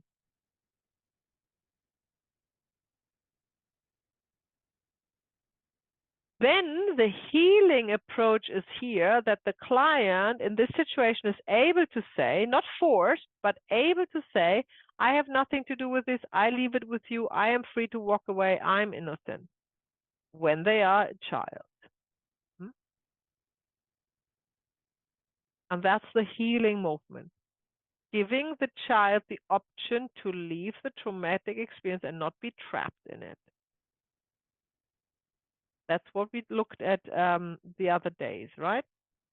How a trauma is caused. The feeling of being trapped, helpless, nothing we can do. Sometimes, or quite often actually, you're ending up in a scene that the child has been abused, or it is a horrific scene they find themselves in, right? And in this case, you need to apply spiritual healing. And we will look at that separately. Yeah, that is basically taking the client out of the situation, the child client, so physically allowing the client to take their own child out of the situation, or leaving the child out of the situation, flying above, under the ceiling, hovering, floating, whatever, and looking down at the scene without emotion. Because then they can report what kind of abuse was going on, or horror. But if they would leave the emotions in there, they wouldn't be able to, because they are shocked. They are in the state of severe fear. So you quasi allow the emotional body and the spiritual body, the spiritual body to leave the scene and look at their emotional body, detached, if you will.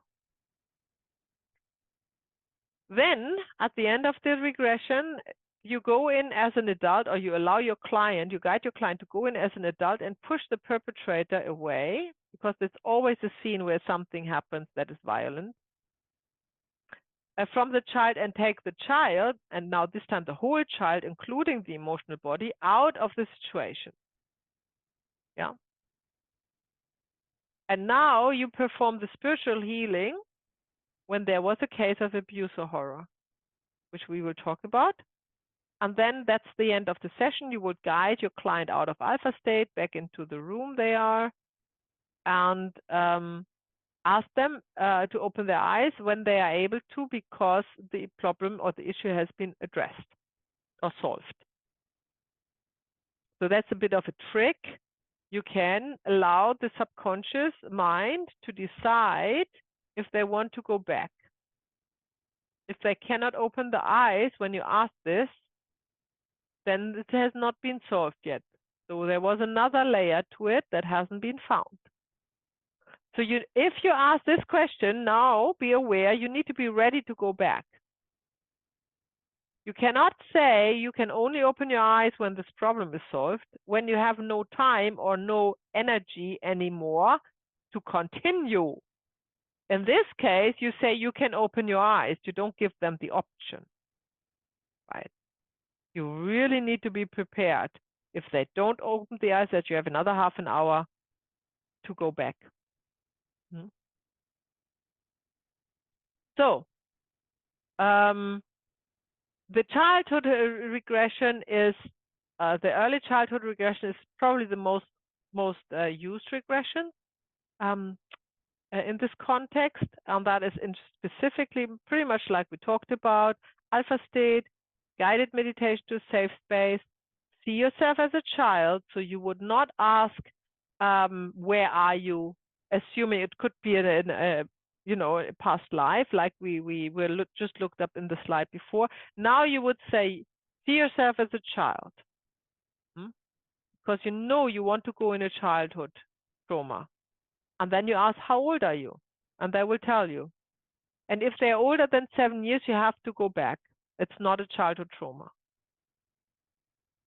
If they say they see themselves as a 10, 12, 14-year-old, then you go back in time, go back when you were younger than 7 years.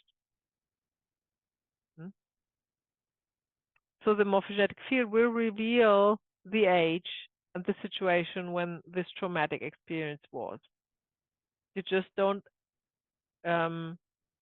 get sidetracked by working on a memory from a 12-year-old. There might be something has happened, no doubt about it, but it wouldn't be the trauma that you were looking for, because the impact wouldn't be as deep as what has happened before that.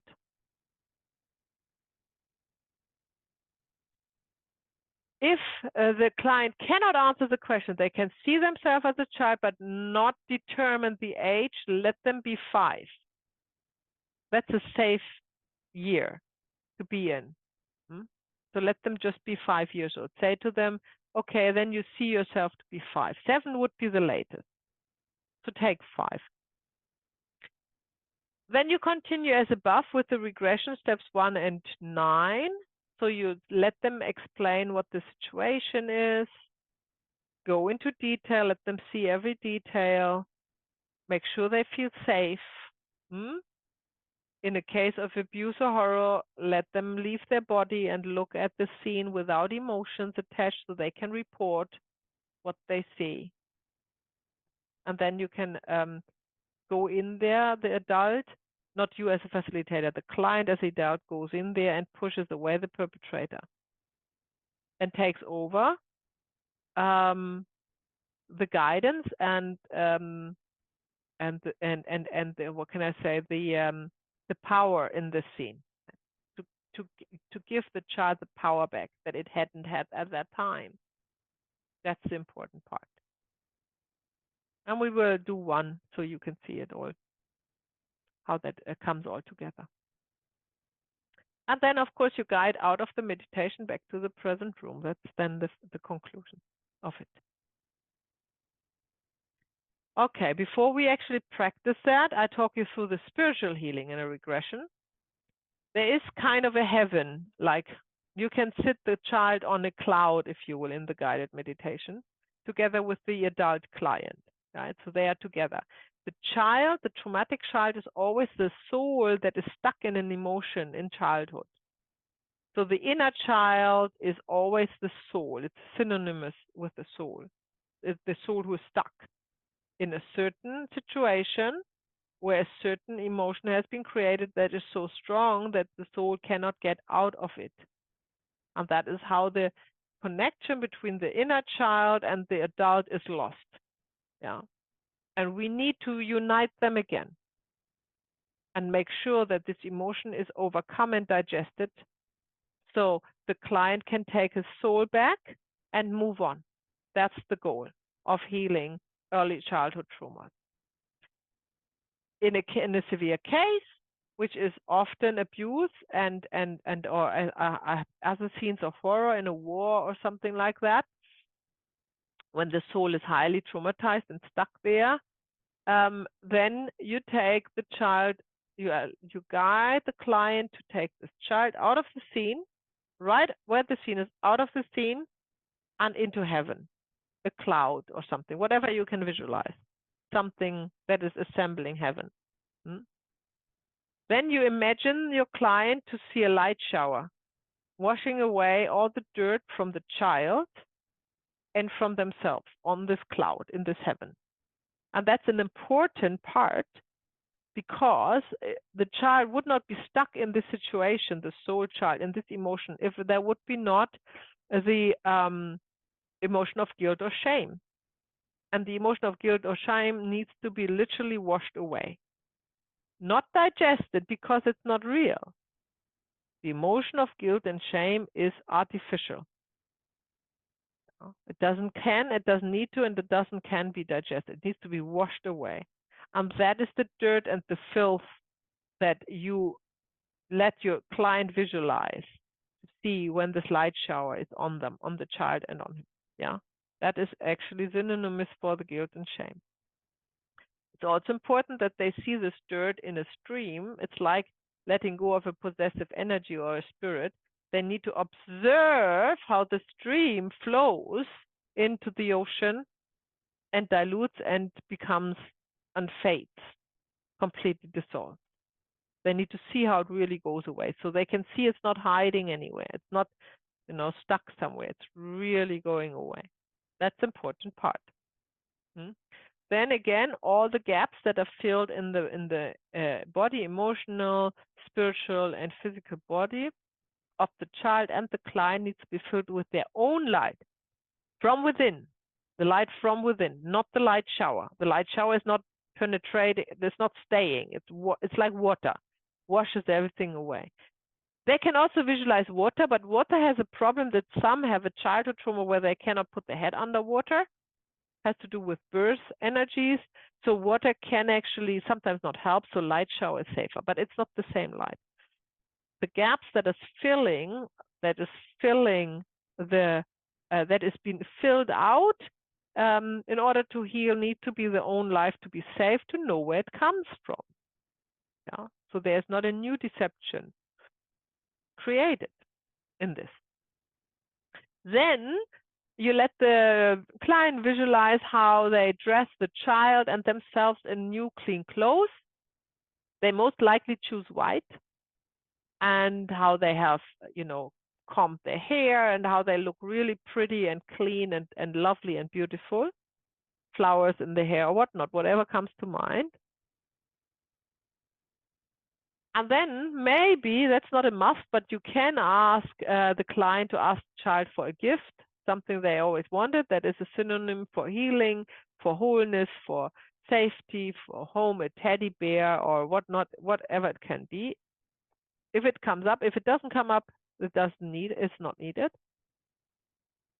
And then you can, after the session, advise your client to buy this gift and keep it somewhere in the house on in a place where they see it, and be reminded that their child has come home, their inner child, for a while, not for the rest of their lives, just for a while, if they needed that, if they need this kind of continuation.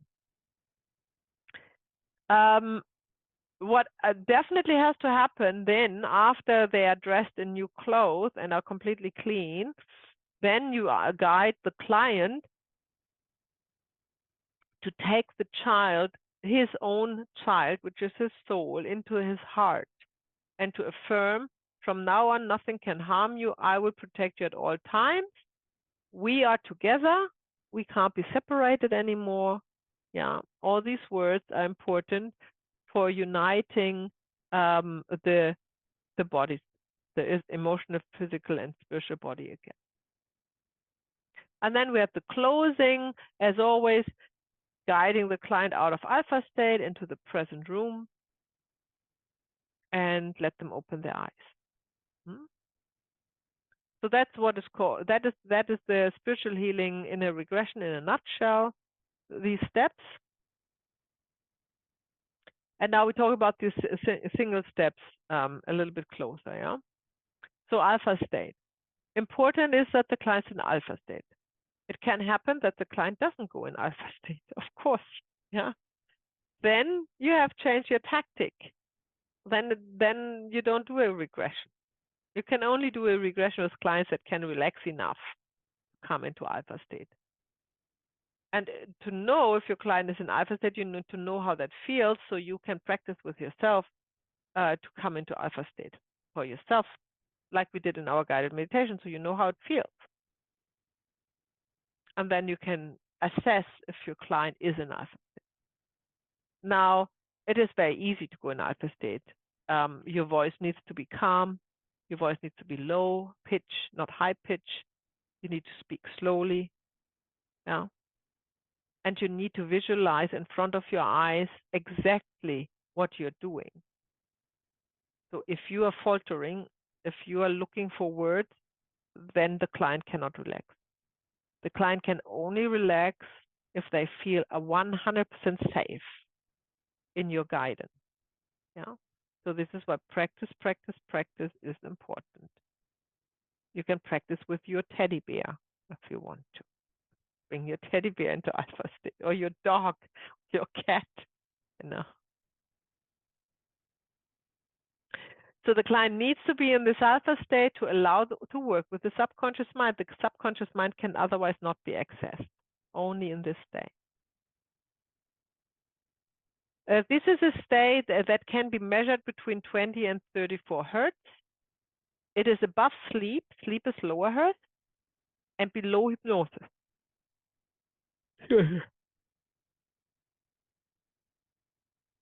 So if somebody says, "Oh, are you going to hypnose me?" You say, "No, you will always be awake. You're not sleeping. You're not hypnotized. You will exactly know what's going on. You will at all times know where you are at, who you are." That's alpha state is just a deep relaxation state. When you guide your client in a regression, you stay in the present tense. Very important. Alpha state is only in the here and now. Always present tense. There is no past and no future. You ask them what they see, not where they have been or what they did see. You ask them, what do you see? What do you feel now?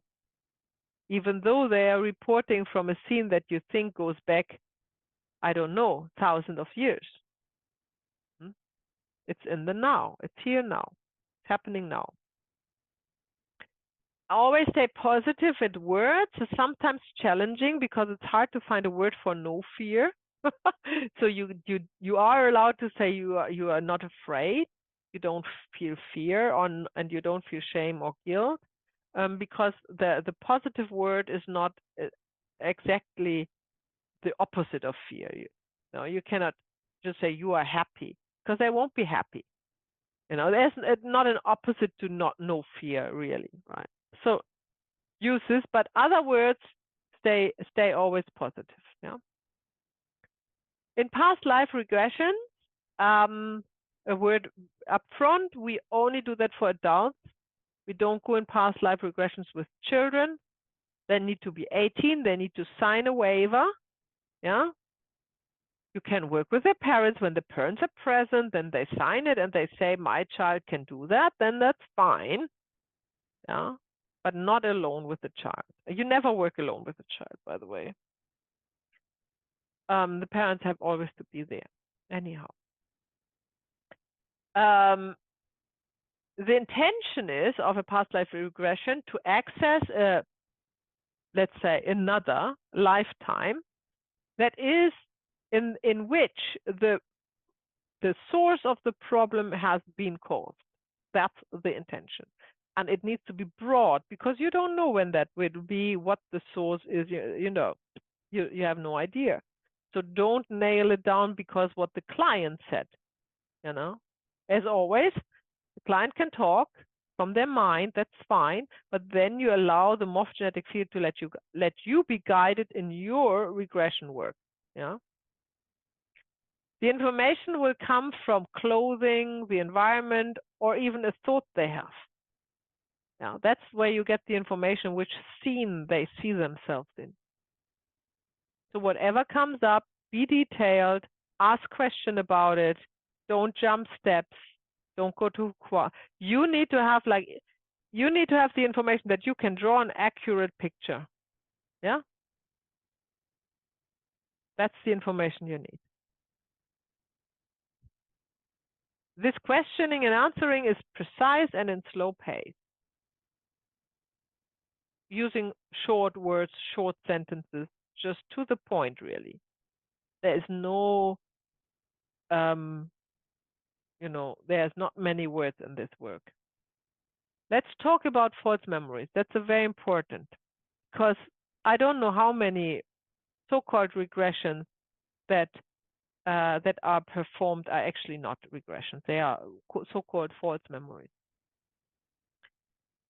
So false memories are very typical, and they most likely look always the same. And when you are ending in a scene where the client is describing something like that, you have to go to the start and start new. Yeah? You have to reset. Don't go further. Don't try to fix it. There's nothing to be fixed. The subconscious mind is not cooperating. So the reason for false memories can actually be that the client is not in alpha state. And it's just making things up. Because, I don't know, they have lots of fantasies and very creative. And they don't know it. They think that's a regression. But most likely the reason for a false memory is that the subconscious mind is not cooperating. It's still in charge. It still is in charge and not you. So, what are false memories? More than 80% of perceived past life experiences are actually false memories. The subconscious mind still hides the current trauma behind a past life scenario, especially if the therapist works with regression, often. Because the subconscious mind is very clever. It doesn't want to reveal the information.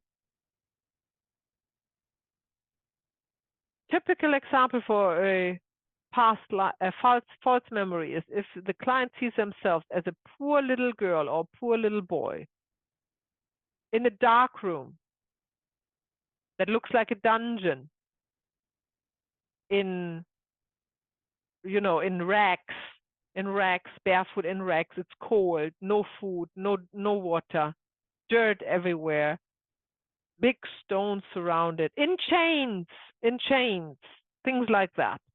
Clearly a medieval fortress or dungeon or something like that. 100% false memory. Yeah. That is not the trauma he's suffering under now. Guarantee you that. Or the opposite. A princess riding a camel, having beautiful clothes on, obviously that's not the trauma that the client is suffering under now. So that is a false memory. But the client doesn't know that. The client is a victim of their own subconscious all their life. They are still in this. Yeah.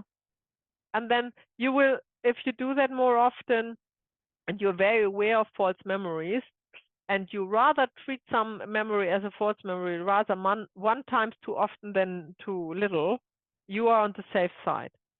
Because you will, in your work, when you're expecting false memories and you don't shy away from starting all over again, the subconscious minds of the clients that are coming to you will be lesser and lesser dominant. Yeah. Because they know they can't get away. So if you're very, very good at it at a start in your work, you will have much more success later.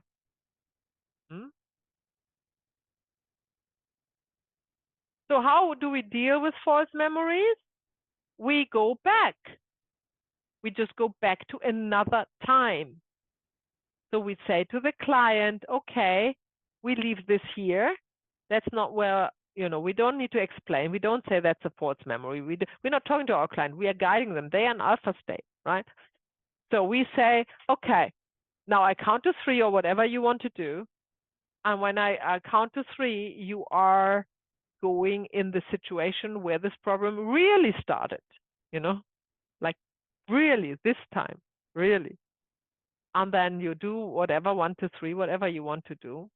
And then you see a different scene. And I don't know a figure, maybe 50% you are at the real memory. And maybe another 50% you had another false memory, which is fine. Then you do it again.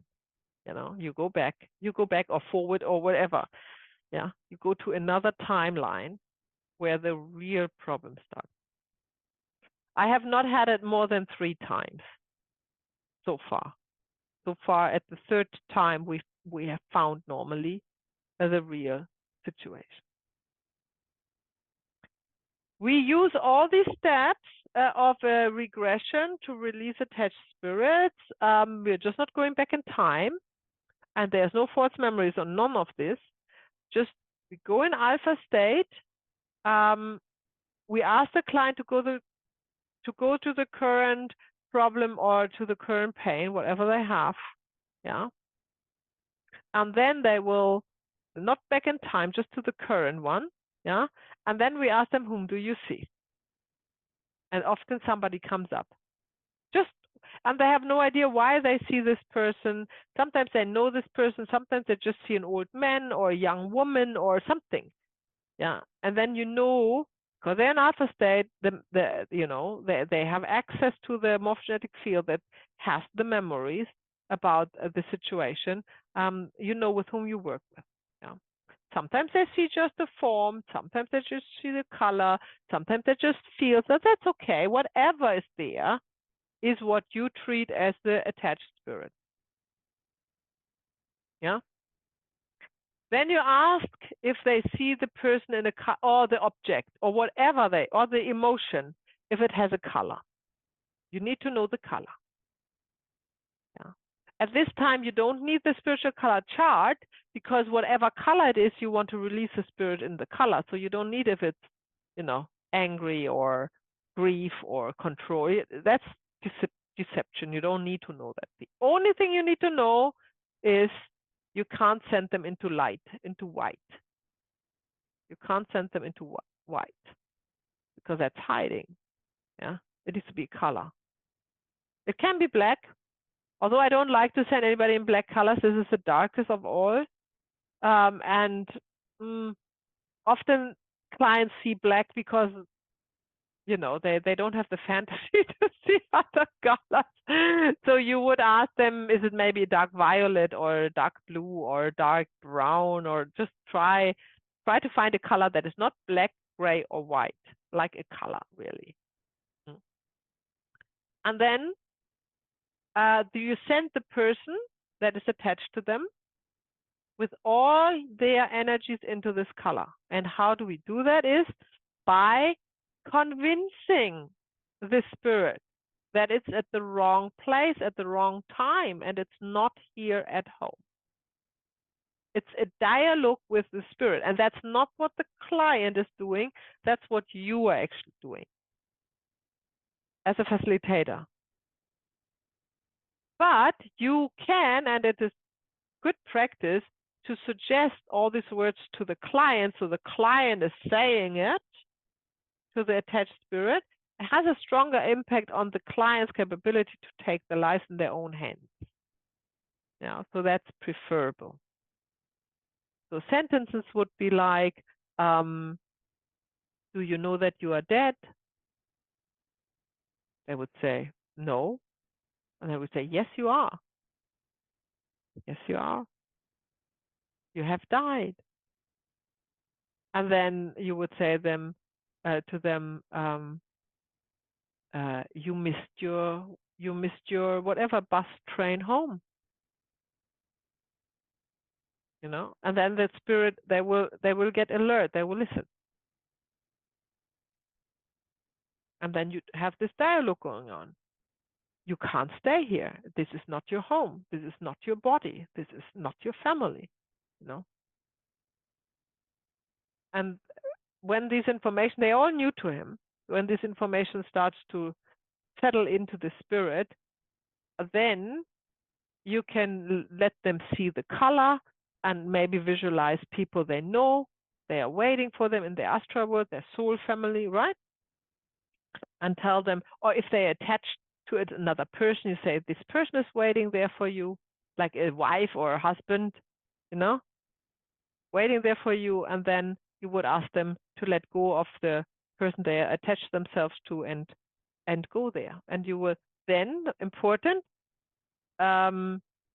you will ask your client to watch them leaving, of course. Watch them leaving. That's the same as with the watch the dirt washing away. The client always needs to be aware of the healing motion, the healing movement, also in a family constellation. They need to see that. Otherwise, they are missing out on a strong impact of healing in their life. And then, as always, we fill the remaining empty space where the spirit was attached. Spirits mainly attached to the neck. Some people have a bump here in this area, or to an organ. They like to attach to liver or something like that. They barely attach to limbs. I've never seen that before. Or to the head. Normally, they are at an organ or here in the neck, here somewhere. And finally, if it was a child, so if the client has caught the spirit as a child, you also want to make sure that the child is not leaving with the spirit.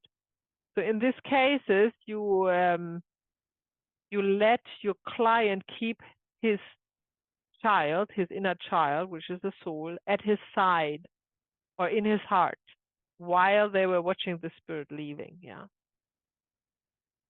And if you're in doubt, just let them visualize that anyhow as a precaution. It doesn't hurt. Yeah. So just make sure that the spirit is leaving without anything of the client. Nothing. And then they take their inner child, as always, into the heart, yeah, and then into the today, if that is the case with the attached spirit. And then we close the session by coming out of alpha state. So the steps are quite similar to a regression, but we stay in the now. We stay physically in the current time, and we are allowing this spirit to go into the color. And of course, the color, as we said yesterday, the client needs to see how the spirit and the color together also fades away. That's exactly what we did yesterday with the heart, with the pink heart, right? Like it needs to go as well. So the client keeps their soul child with them and watching the spirit and the color completely disappearing. So it's gone. It's gone. Yeah, before the session is closed. And the same procedure we do with releasing possessive energies. Possessive energies are energies or emotions caught from somebody else. It's not a whole spirit with personality and everything. It's just an emotion. So sometimes you meet clients, they say, oh, I suddenly feel so sad and I was really a happy person. But since, I don't know, since a year, I'm always crying. And then other people say also to me, you're not your usual self. That's a typical sign that they have caught an energy from somewhere else. And that's easier, of course, if that happens more likely, and it's also easier to release. So same procedure, going in alpha state, ask the client for the current emotion in form of a problem, if you will, like this crying. I'm crying nowadays all the time, yeah? You also ask them the same thing, texture, shape, consistency, color. Most likely not a person. You don't need to ask if they see a person, because if you're unsure if it's a spirit or an energy, you can ask for a person, or for a consistency, it's the same. It's pretty much the same procedure. So when you're unsure, don't worry about that, if it's a person or a spirit or an energy, yeah?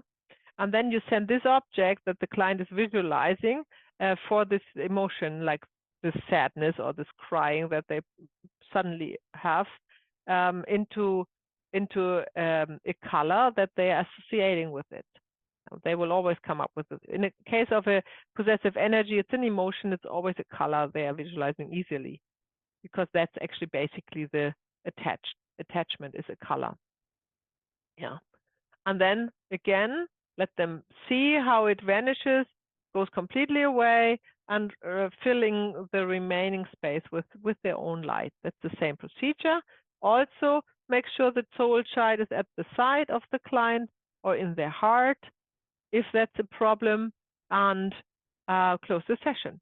Same procedure, very similar. And it's easier to practice as well. So if you have friends and family to practice with, chances that they have caught somebody else's energy or emotion at one stage, that's high. So you can just practice even if they don't feel they have a problem with this. We can deal also with foreign energies, attached spirits, or attached emotion in a family constellation when we're in a workshop and we have representatives, of course. And I think we talked about that yesterday, right? Did I tell you this boy? Yeah. So that what happened in the family constellation.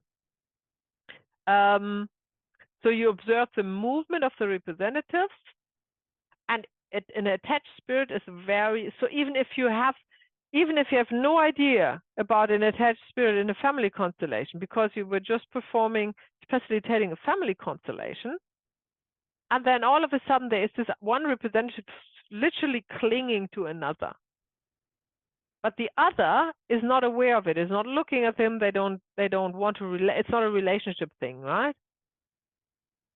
That is a sign of an attached spirit, really, that you can then release. If this is happening, that's most likely not a family member that's entangled. Maybe an attached spirit that is a family member, of course, possibly, yeah. So the difference here is that in family constellations, when we go with the orders of love, we are finding the missing person and bringing it in. When we are releasing foreign energies, we are finding the surplus, if you will, the surplus, and releasing them back to their home. Yeah, that's the difference between a family constellation and this work. Take your time when you observe. As always in family constellations, you observe representative and take your time to know or wait for yourself for the information you get from the morphogenetic field. What you see, what is it that I see, you know? Ask if the client sees a color around the possessive energy. That gives you a hint also if that's an attached spirit or an attached emotion to them. And then you place this third representative at the end of the room, which is representing the home, the color, where they need to go to, the realm, whatever it is.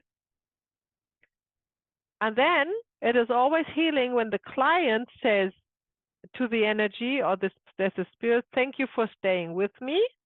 Now it's time to part. Remember, thank you is a strong word of releasing and cutting bounds. And as always in life, there's no coincidence why this energy has been caught. There's a reason for it. And for one way or the other, there is a need to say thank you to balance it out without us knowing exactly where that was for. Yeah. You belong to someone else, not me. You cannot stay. These are the words that are convincing the possessive spirit to go. And in case of an emotion or an energy, it's normally easier. You don't need many words for it to release it into there. If it's a really strong case of a possessive spirit, you can, and you need to be really firm, but compassionate. You can say, you cannot stay here. This is against the universal law. Yeah, because it is. Yeah. And then look at this, whatever representative, this is your home. They're waiting there for you. That are the people you are looking for. You are here on the wrong track. Yeah. And then send them there, guide them, not send them, like guide them so they can let go and really walk their way physically towards the color, the representative. Yeah. Client is watching all the time, and then this constellation would be finished.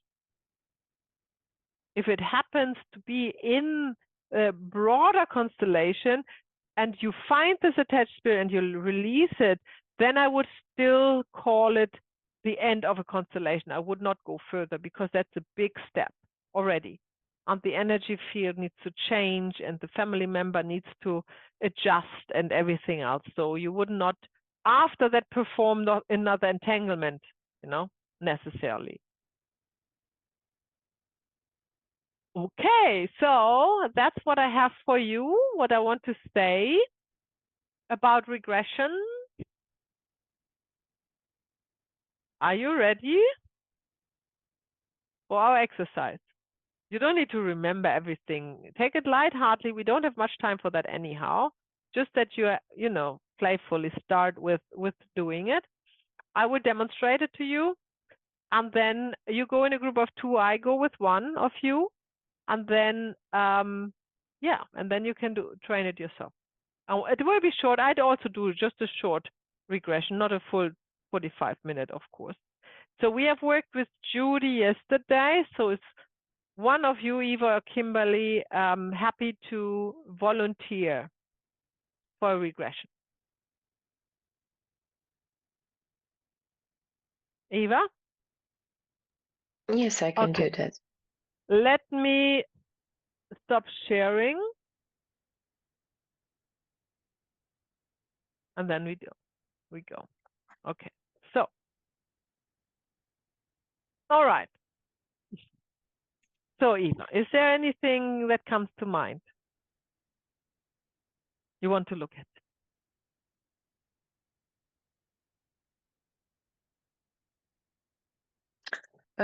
Could it be just a situation? Maybe I can explain. Maybe we can do that. Okay. So I was wondering about one thing. I have very, very, very strong denying about anything that is connected with something from. Maybe it sounds funny, but from India, from that kind of part like meditation, yoga, and stuff. I don't know why, because I have also attended yoga course, meditation course, but I have some kind of very strange feeling. It almost makes me to throw out. Yes. It almost makes you to throw up? Yeah. Throw out. Yes, I have so, and you know that in our group, all girls are from India, from Abu Dhabi, and I was like, wow, why it's like that? And in True. other course, yeah, it's very interesting. That is true. Mm-hmm. Okay. Right. Let's take that. That would certainly lead us somewhere. So, Mm-hmm. so sit upright, keep your spine unsupported, relax your hands on your lap. Have we lost her? No, here she is. Keep your hands on your lap, close your eyes, start breathing deeply into your belly. You are completely relaxing. Shoulders, jaw, eyelids, no tension held. You focus on your breath, long and controlled breath through your nostrils. Every breath you take is taking you deeper into your inner place of peace and tranquility, the place where you are safe, the place where you are in control, the place where nothing happens without your permission.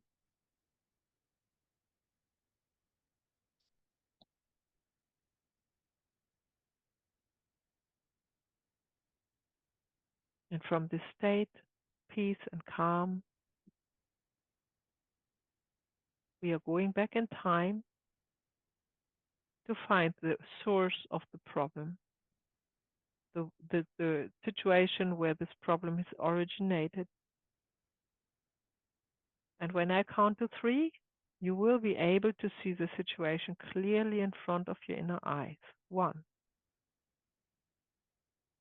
And you are free of any emotion. There's no fear, shame, or guilt. You are innocent, whatever you see. 2. And whatever situation you find yourself in, you will be able to report every single detail of it. 3.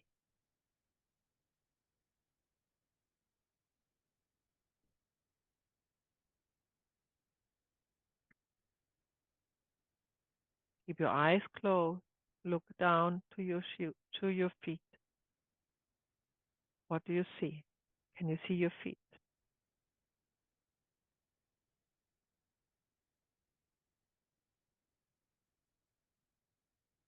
Yes, I can. Are they small or are they big? They are pretty small. Mm-hmm. Do you wear shoes, socks, or are you No, barefoot? no, barefoot. Mm. What color is the skin?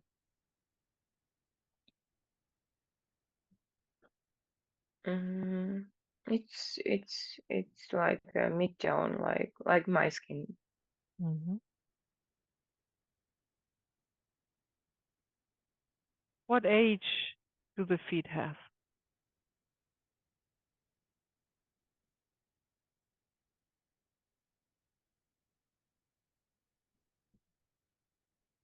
I think it's a teenage age. Mm-hmm. Are the feet standing on the ground? Mm-hmm. How does the ground look like? A lot of stones. Mm-hmm.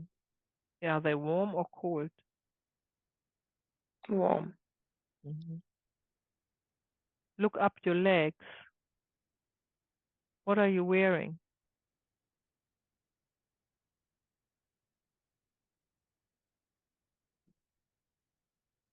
It seems that I am naked. Mm-hmm. If you look at your body, do you know this body? Mm-hmm. Is it your current body? No, it's a little bit different. Mm-hmm. Very good. Look around you. What do you see?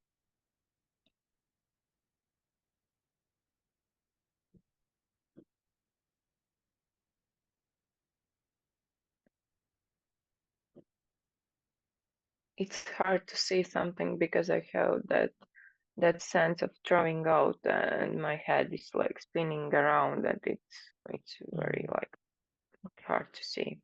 Are your eyes closed then?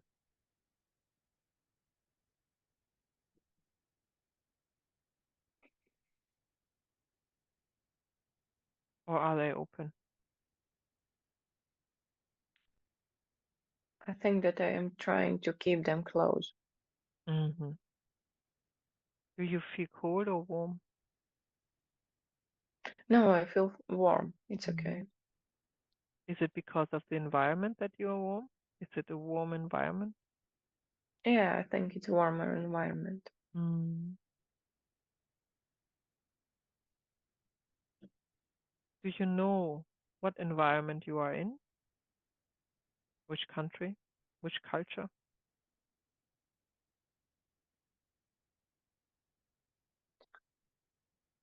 I don't know the place, but I think it's like more or less something like desert, but with some kind of trees around me. Mm-hmm. Okay. Very naked area also. There. Hmm? Like a Hmm. desert. Yeah, Like yeah, something sand, like that. sand Like and rock. sand, rocks, yeah, tons of rocks. Mm-hmm. A few trees, Hmm. warm, daylight. Daylight. Mm-hmm. Okay. And you feel like throwing up. And it starts to shake me again, like Yeah. Okay. Who is with you?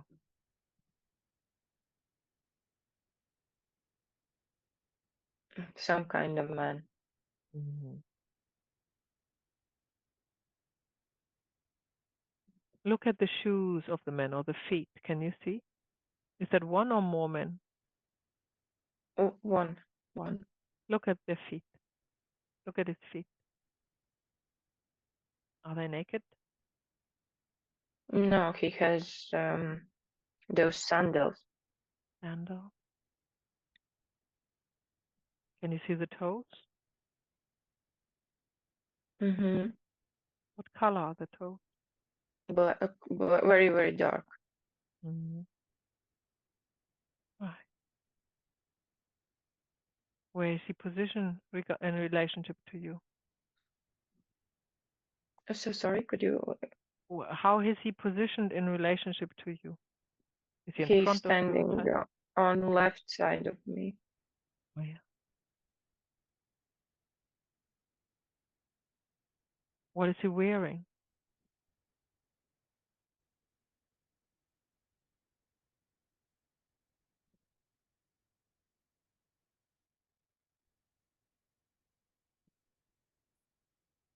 Mm. Yes, he more or less seems something like from desert man, like from India, from Egypt, some Mhm. with that a lot of parts of Of clothes, layers of clothes. Hmm?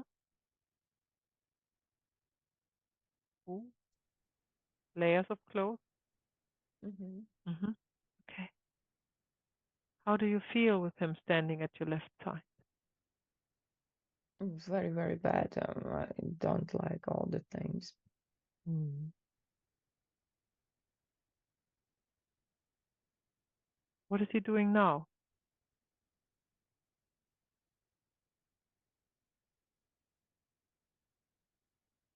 He's just like looking at me. I can even see his face. How does the face look like? No, I don't like it. He has like very yellow teeth. Hmm.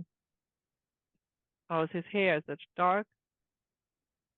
No, I can't see because the layers are covering his Oh. head. The only face I can see. What is his facial expression?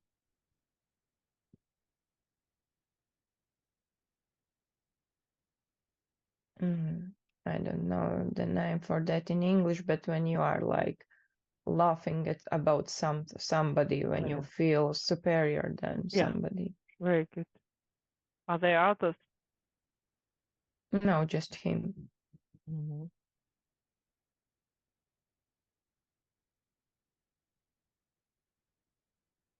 Oh yeah, again it starts to shake. Yeah. Very good. Now I would like you, Eva, to get into there, into the scene, and in between the girl and the man, and push the man away.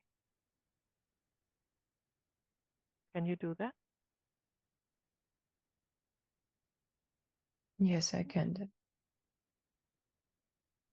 Say to him, you have no right over her.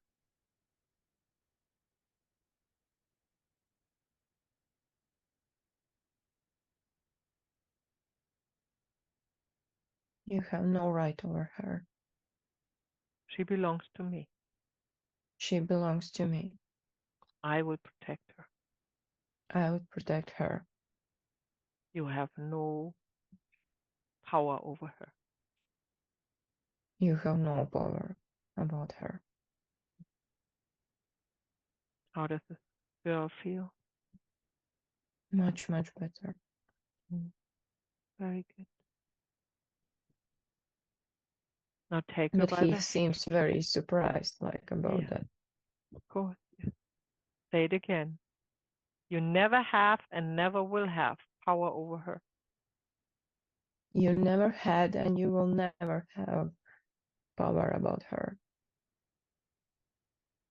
But Never. I am here to protect her. Because I'm here to protect her.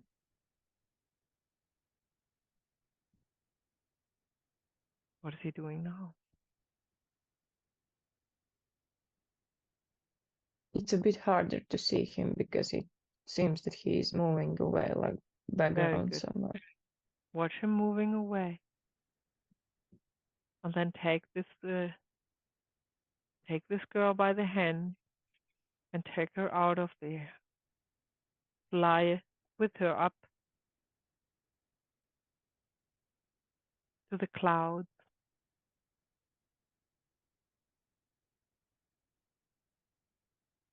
Find a nice cloud where you can sit,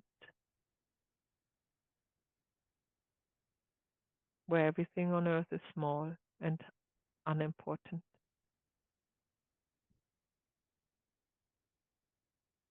Are you there? Very good. And now see how a shower of white light is showering both of you. And everything that is a memory of that scene, of the violence, of the agony, the fear, the shame, every single thing is washing away from both of you like dirt and filth and forming a river or a stream. And the stream is running into a river and the river is running into the ocean. And you're watching how all this dirt and filth is completely disappearing, diluted into the water until nothing is left.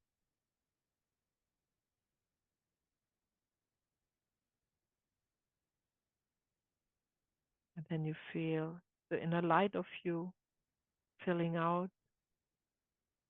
your and her body, every cell, every space between the cells,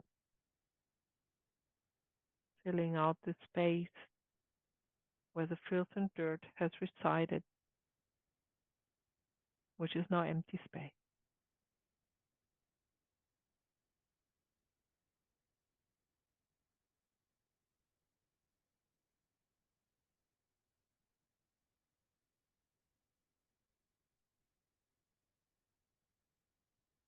And then you clothe the girl in beautiful clothes, white dress, and yourself. You make her lovely hair do, put flowers in her hair and around her waist, and so around you, so you look beautiful. How does she feel now? Much, much better. She feels safe. Very good. Say to her, I am always here. I always have been and always will be to protect you. I am here. I always will be, and I have been here to protect you. You were always safe. You will be always safe. And you take her into your arms and you melt with her. So she's melting into your heart.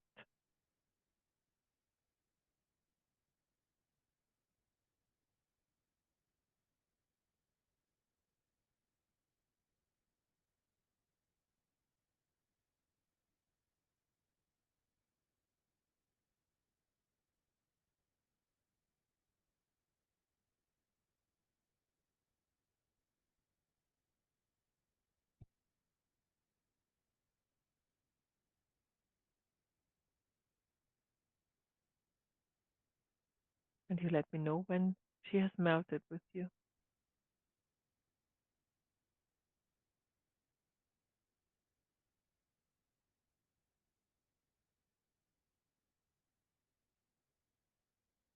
Yeah? Mm-hmm. Okay, very good. Then you will come back into the room where you're sitting. When I count to 3, you will be able to open your eyes when this problem has been solved. 1, you'll be relaxed. You remember everything. 2, and you will be open your eyes when this problem has been solved. 3.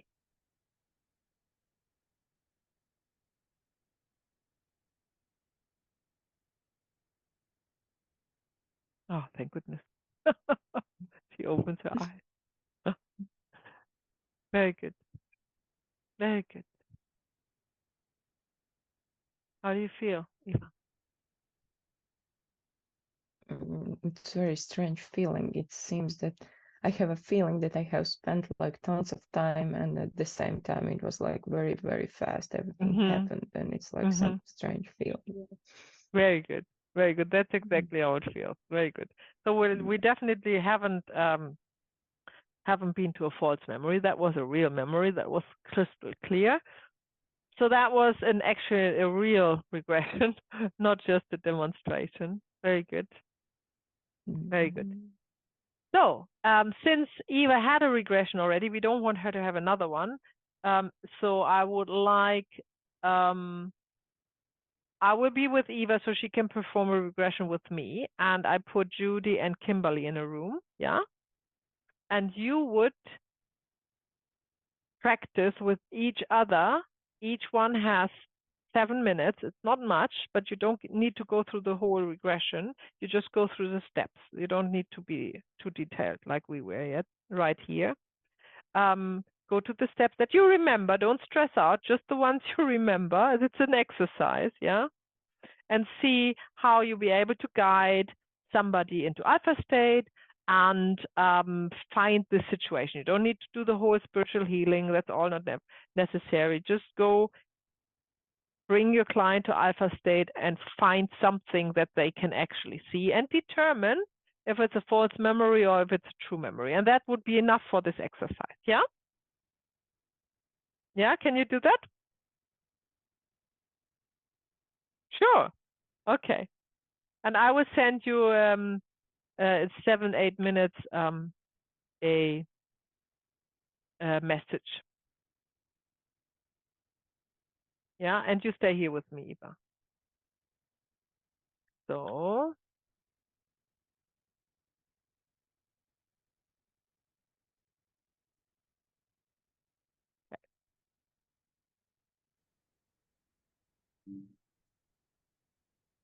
Interesting, but I think it was a little hard. I think it was I kept getting to a point where I was like, okay, what am I going to do next? Of course, it's the first time, I suppose. So what would you expect? That's very normal. Judy, you did a great job. Oh, thanks. I'm really. And It how was was it for you, Kimberly? Well, when Judy did it, I was the client. It was weird because it ended up, I saw my mom. Like I thought it was me, and then when she had me look up, I was like, oh, that's my mom. And so that was weird. We thought, like, and you called us back then, and she's like, oh, good, I didn't know what to do next. So that was kind of weird. And then doing it for Judy, I was a little bit worried just because of being low energy and tired, not in the right space to be doing this kind of work. But it seemed okay. I think we got to a place where we said to be continued. So Very good. Very good. Yeah. So that's just a So- tidbit that you know how to do it and where to start. And now you Yeah. need to practice if you want to do that. Yeah, Judy. So my question, okay, Eva was herself, I was me, but then when Kimberly got to her face, she was then her mom. So I was like, it kind of threw me a minute because I'm like, well, I don't know where to go with this because she's not her, she's the mom. So what would be the next step in that case? I have no idea because I wasn't there. That's weird. But there would be something in it, but I don't know what it would be because I wasn't there. Yeah. So the questioning you would just continue with the same sort of questioning, like, is there someone in there with you or that sort of thing? I have no idea. As I said, Mhm. that's not a normal regression, so I would have I would need to see it myself. Okay. But anyhow, it was what it was, and you were in alpha state, I suppose. That's the most important part. Guiding somebody in alpha state and guiding them to visualize something is already a big step. Oh. Very good. And Eva, how was yours? Yeah, so for us, it was really also an interesting experience. We reached the point when we saw the case, and Maya explained what we could do next. So it was like really useful, but the same as you mentioned, a little bit like shaky and stressful what to do next and how to do next. But it's the case of practice. Yeah, of course it is, and that will stay with you for quite a while. So in this case, when Eva was guiding me into regression, we stopped it. Somebody was in the hospital there, being paralyzed, and just something as a matter of learned content is, in this case, you would go to this cause of this accident, or what caused the paralysis, because the trauma is most likely not in the hospital. I mean, in theory, you can be traumatized lying in the hospital, somebody's abusing you or something when you're paralyzed. But it felt more like the real trauma would have been why, why this body was paralyzed, why this woman was paralyzed. So that's just to let you know. You sometimes have to just go back in time. Right. Very good. So we are at the end of our module 4.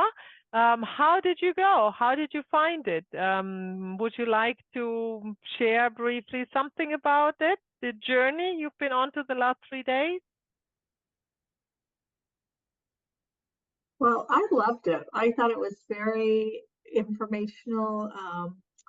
I do have a background in religion, so it was interesting how it kind of wove throughout like this. Yeah. But I feel like I learned different perspectives about things, and you did a great job. I loved it. Thank you. Very good. Lovely to have you, Judy. And Thank remember, come to our online events, workshops, be part of our workshops in family constellation, no? Every month we have a workshop. Oh, well, okay. How do I find out about those? On the website, you can book, like you book the module, you just go to workshops and book the workshops there. or Okay. one-on-one sessions. Yeah, Okay. it's all on there. Okay, Wonderful. perfect. Thank you. Well, great that you had a good time and you got Yeah. things out of it. Lovely to have you here in the group. Thank you. Kimberly, how it was for you? Well, it was really interesting with like the karma and the past life and reincarnation because I see all that in the charts I do. And so Ah, now I can like, it just puts it together. It puts one more piece of the puzzle together mhm, for me.